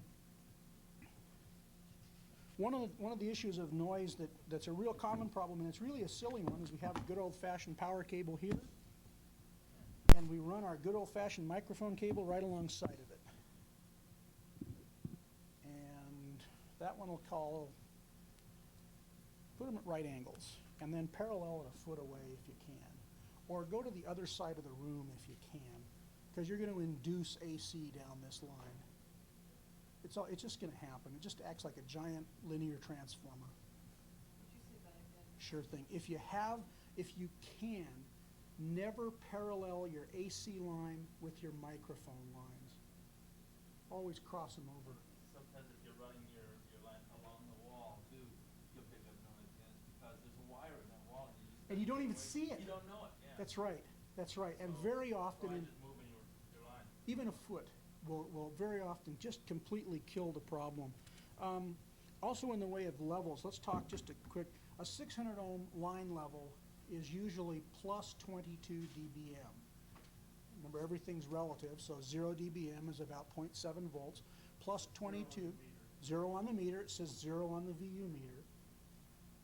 At plus 22, you have 400 times the total power as at 0. Roughly, I mean, it's a logarithmic scale, excuse me. It's an exponential scale. So every time you raise the power 3 dB, you double the total power to the system.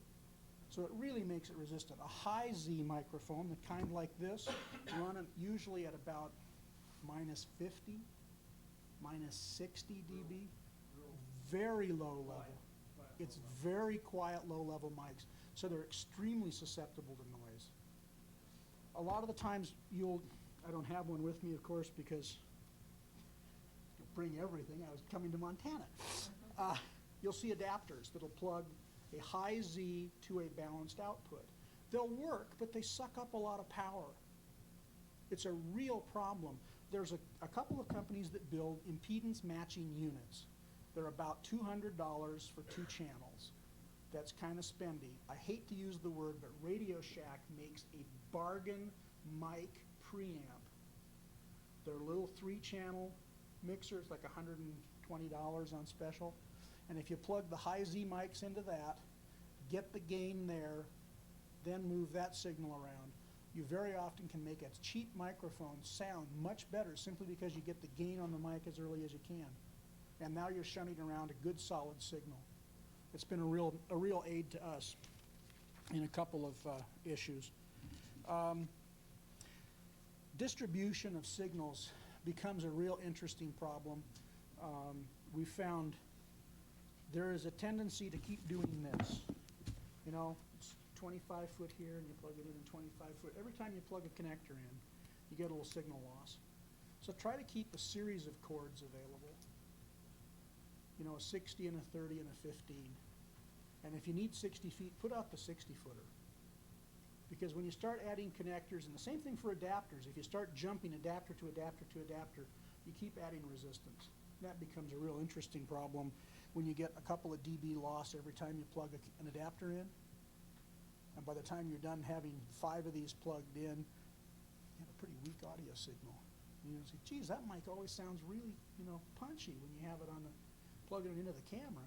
On a 12-foot cord, it's really, you know, it's got a lot of zap to it. You put it out at 100 feet and it's kind of mousy sounding. Sometimes that's just the length of the cord and the number of plug-ins. Video has the same problem.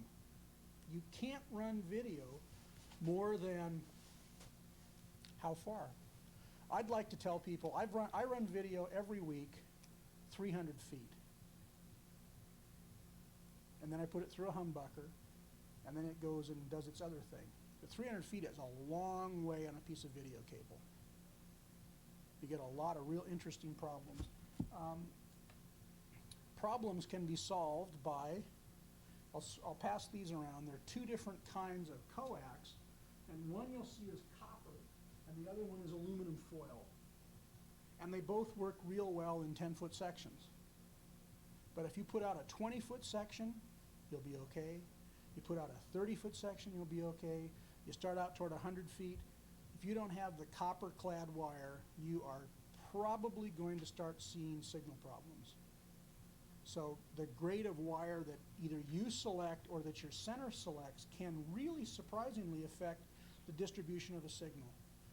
Simply going to a better grade of wire will give you a couple hundred feet without much trouble. I have to take from a video van up to a distribution amplifier a signal for city council. So I have to feed video from city council, and then I also have to feed audio from city council back to the truck, and then from the truck back to the city council chamber, and I inject it onto a cable system through another series of convoluted outside and then back inside. So cumulative length is, for the video signal, is over 600 feet. That's from the camera to the truck, from the truck back inside. Audio, same thing. Now, I tried to ask myself, how many stupid things have I done that have really helped me answer these questions? And the answer is most of them. I've had a chance to do most of the stupid things myself. An adapter I didn't bring, but this is a good example. You wouldn't believe it, but you can send video down a mic cord. It works great. It works great enough that it works, okay? I won't say it's... Put it on tape it that will, way, but you can use it for feeding a you can monitor. use it to feed a monitor. You can feed a tape if you're feeding 50 feet, but I don't want to go much farther than that. It's pretty ugly. It starts messing up the impedance. It starts doing some other funny things to the signal. But it will work in a pinch. And I'm using an audio snake. I have a BNC to male and a BNC to female adapter. And I plug it into my audio snake. I feed the video into the audio snake, and it goes up to a monitor like that so that the guys can go, "That was a beautiful play, Bob. Did you see the way that ball came out of his hand? An absolutely spectacular spiral. My God, what a throw." Every week, football. But they got to have a monitor up there. I'm not going to get it. I'm not going to run 80 wires all over the, where you got high school kids. It all goes up in the audio snake. and it looks surprisingly good with the addition of the humbucker at the end. Without the humbucker, it's absolutely useless. Special adapters. Here is an adapter. It goes from, well, let's see, it goes from RCA to F, from F to F to RCA the other way. Let's see, I got BNC female. You want to take a look at these, I'll pass them around. Please make sure they all get back because I do use them. Try to keep the adapters to a minimum. They're about $1.50 a piece, so they're relatively cheap. But just go ahead and pull them apart randomly. You can see a lot of times it's unbelievable that you'll have a ratty little cable like this, and you got to get between the scope and someplace else. You really want to use a proper cable. But you know, you have a couple of F connectors around, and geez, I don't have that adapter. Well, usually with no more than 2, you can get it to a usable configuration. Audio adapters the same way. You know, you keep a bunch of them. These guys, I don't know. You got to have barrel connectors and reverse connectors. There are going to be times when it's just wrong. But you got to ask yourself, when you need one of these, am I really doing the right thing? I mean, is it really the right adapter? Because if you see a male, this is a signal going to something. If you see a female, it is a signal that it will have something fed into it. If you're going the wrong way, ask yourself, am I doing the right thing the wrong way? Because if all of a sudden this is line out and this is a mic out, and you plug a line out into a mic out, sometimes the mics get very unhappy. You know, I mean, $100. Figure $100. Most of the time it won't be the case. It won't be a problem. But you know, sometimes you just have to do it. I have to use I have an adapter plugged in the back of the truck because I also feed my audio snake with the sound that's already come down through the audio snake from City Council back out the audio snake the other way. It's just a wire. So It's just a wire, but you got to remember which wire and is the direction that I'm making it go the right direction to make it go. So just keep that in mind. These guys, little Y adapters, great concept. They work, and sometimes they really nuke you. You can really get into problems adding too many adapters. So be real cautious of that. I think at this point, we probably need to get into a little bit of the direct issues of equipment setup and what the video signal actually is and why there are problems with the video. And I think Brian has the start on that one. okay.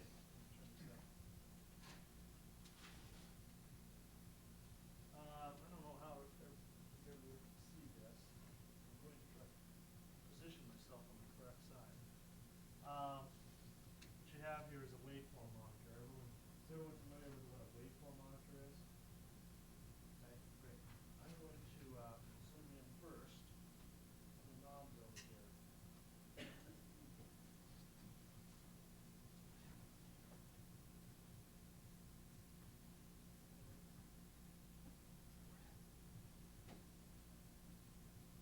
What we have is a bunch of different knobs. Everyone see that? Okay. We have, of course, positioning knobs, left and right, up and down, and gain. Gain basically is the amount of, it will expand the signal. Like, for example, you can see that signal clearer, you can expand it and look at it clearer. That's what gain does. In a moment here, once I go through the buttons, I'm going to roll the tape, and then I'll state what button I punched as we look at the video. Okay, I want to familiarize you with the buttons first. Sweep, right here, has 2 horizontal lines or 1 microsecond division. What that means is there's a scale here in the front of this line. It has a bunch of little marks across it here. Let's just hand it that way. Okay. Slow down just a little bit. See this graduated scale right here? Running across? That is divisions. They call 1 microsecond divisions.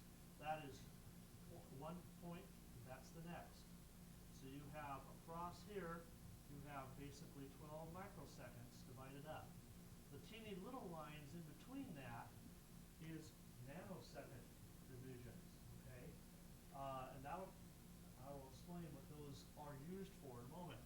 There is basically this is 1 microsecond. There is 1,000 nanoseconds in there. So if you ever hear them say, oh, it's about 1,000 nanoseconds, what that means is that they're measuring the distance between one point and another point. That will not matter too much if you're not dealing with horizontal and subcarrier phasing in your studio control room. You have your camera. You just put up color bars. Those color bars do not look right. They are not the magenta and the yellow and the cyan and the red and the blue and the green they're supposed to be. They're some odd color. They're out of phase, as we call it. Also, when you take it from one camera to another, the video tends to glitch like this. Either at the top or the whole image tends to glitch. That is what we call timing. Timing is represented by the time that it takes a signal to get across here. This is a measuring device. This is voltage. We measure from -40 here to +100 here. That equals 1 volt, which Ray talked about just a little while ago. This represents the time that it takes that signal. And timing is length of time it takes from the signal to get from point A to point B. If you have two signals going from two different cameras and they get there at two different times, then you have a problem with phase. Just like it's not so critical in audio, but you will find it in audio too, where you plug the microphone in and you plug another microphone in and you suddenly lost the audio, or it sounds like, oh, it's not a radio station I'm talking about, just suddenly the audio went away. You unplug one microphone and the audio comes back. What you have is phase cancellation. That means that the microphones are too close in proximity and they are canceling each other out. And so you move the microphones away and you get better audio. Rule of thumb is basically no closer than 3 feet. In video, we also have phase situations.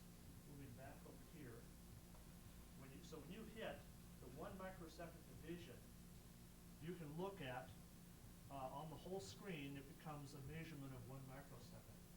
And then here we have looking at the big picture, and I'll show you how that works in a moment.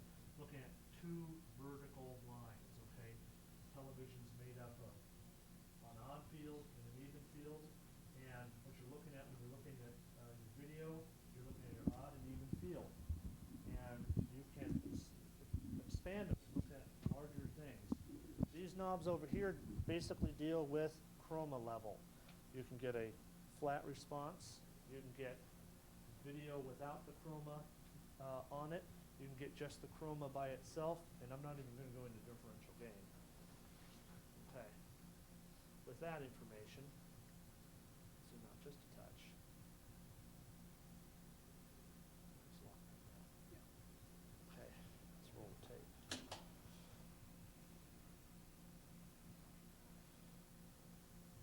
Okay, what we have here is a color bar signal.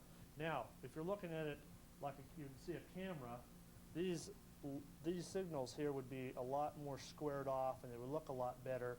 And they wouldn't have rounded edges and stuff because the camera is a straight signal. This is off of tape.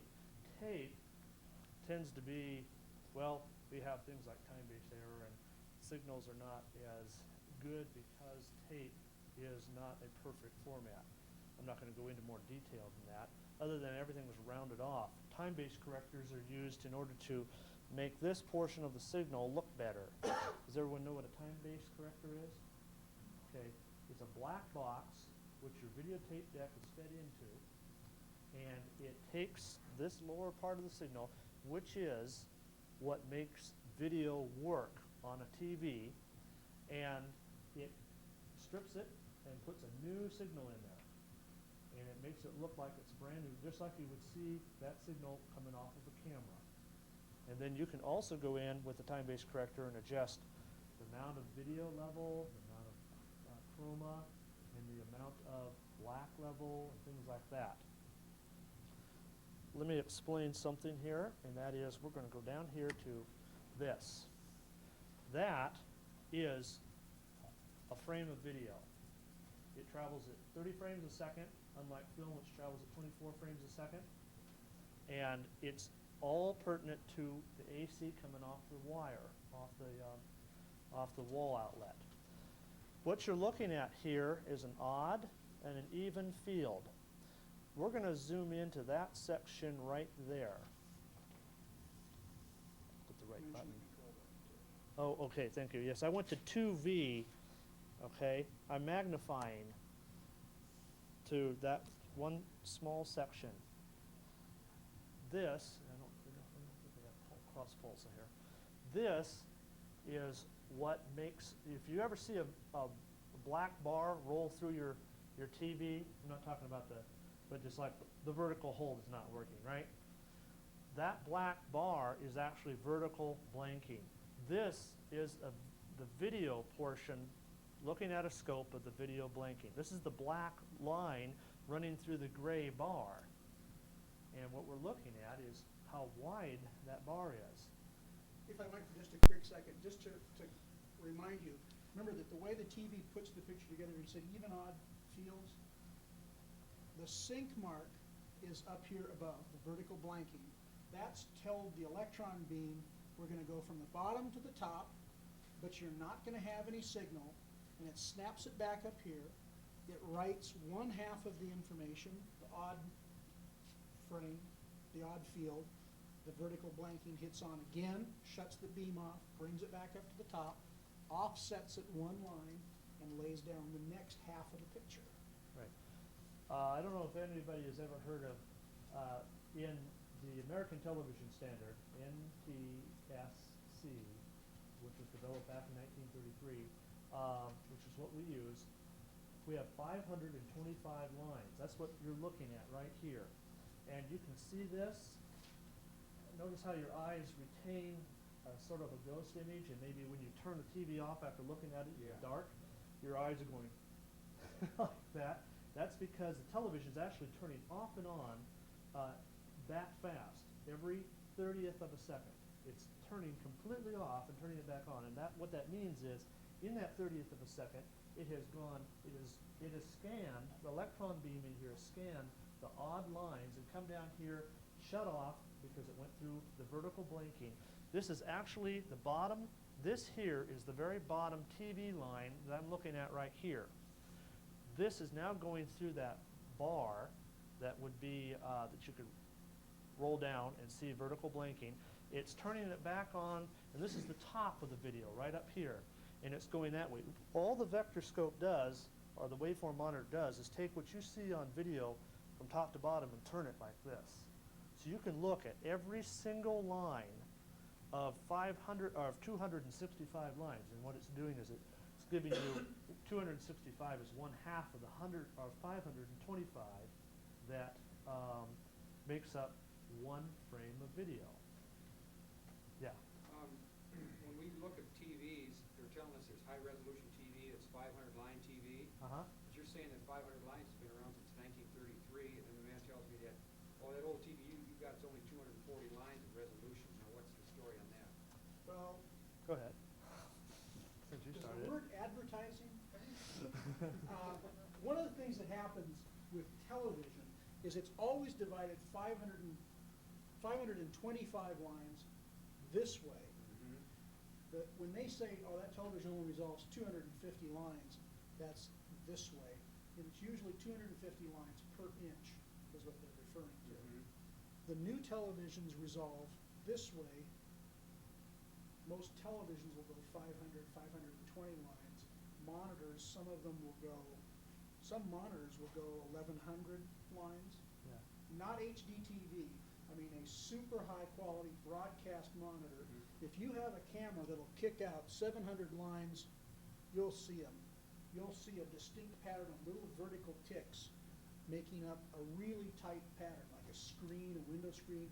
You'll see the full screen this way, but you'll still only have 525 lines this way. It can't be any better. So what you're saying then is that 525 lines of vertical. A vertical resolution. Right, versus horizontal resolution.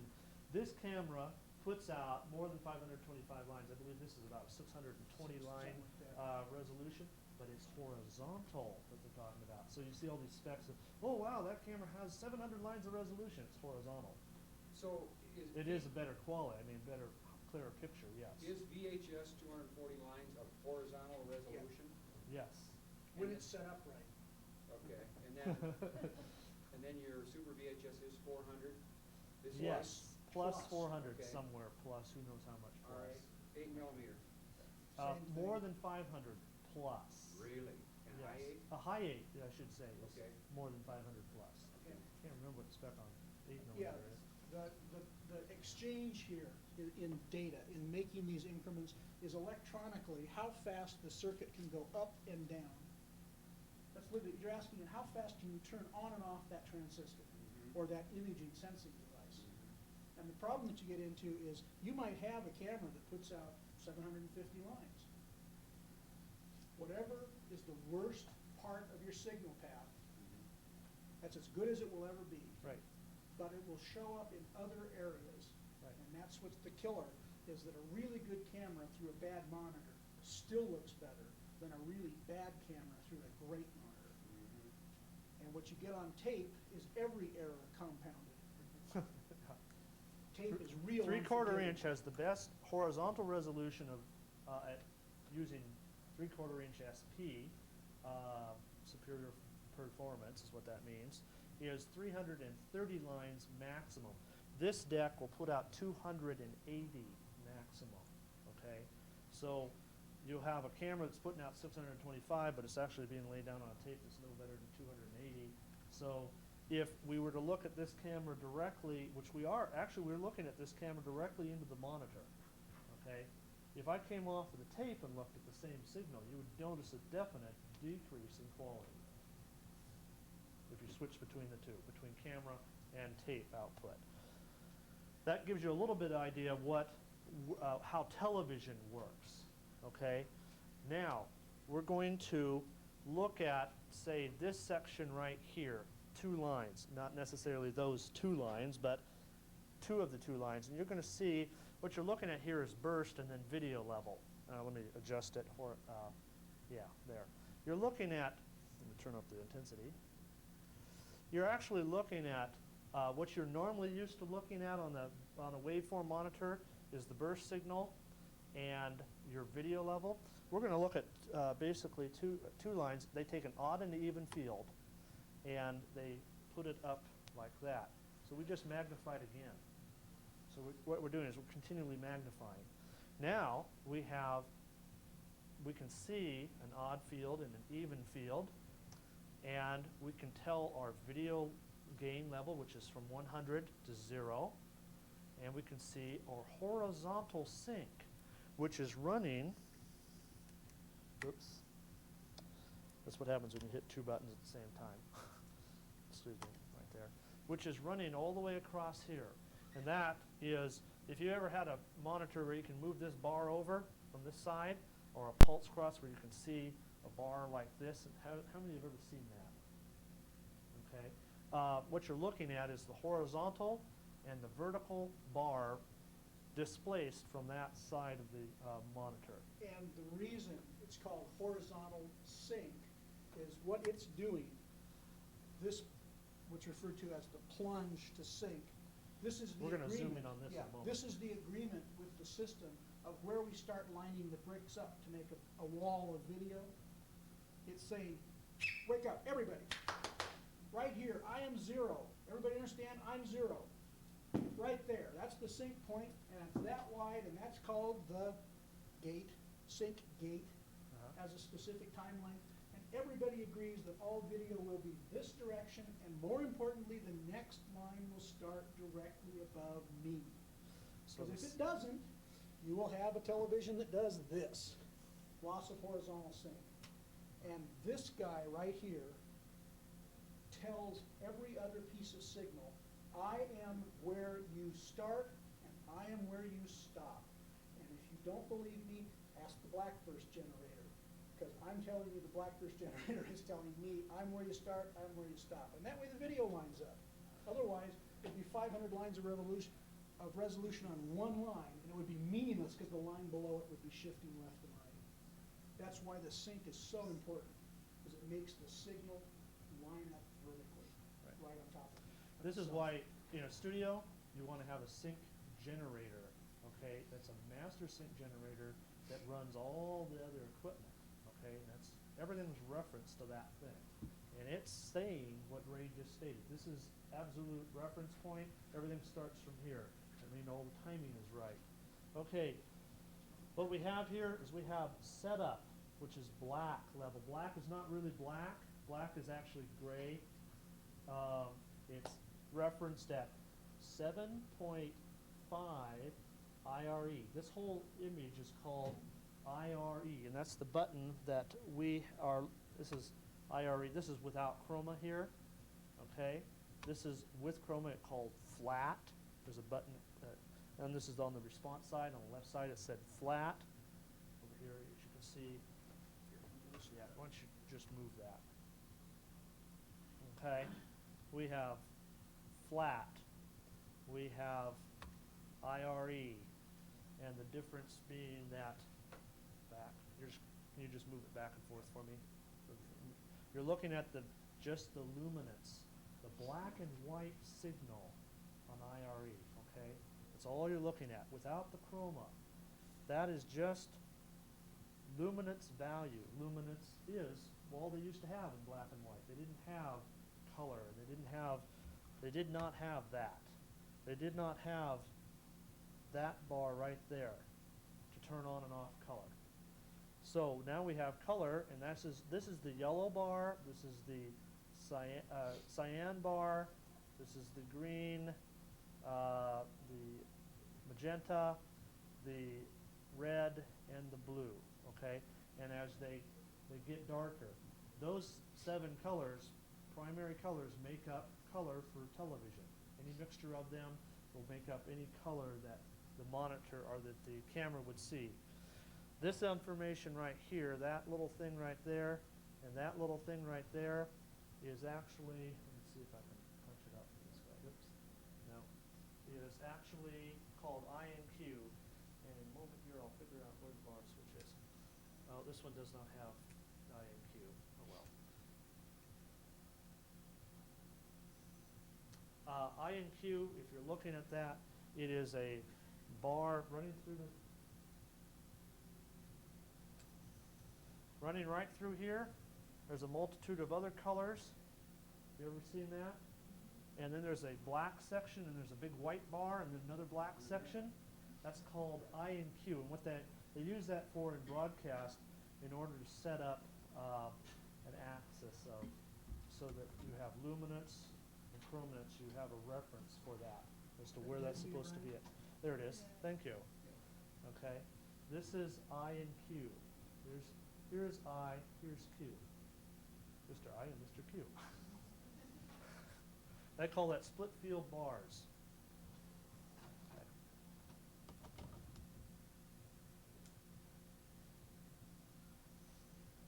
All right. Now, when I zoom in one more time, I'm going to zoom in on this section, or the sync gate, and reposition it.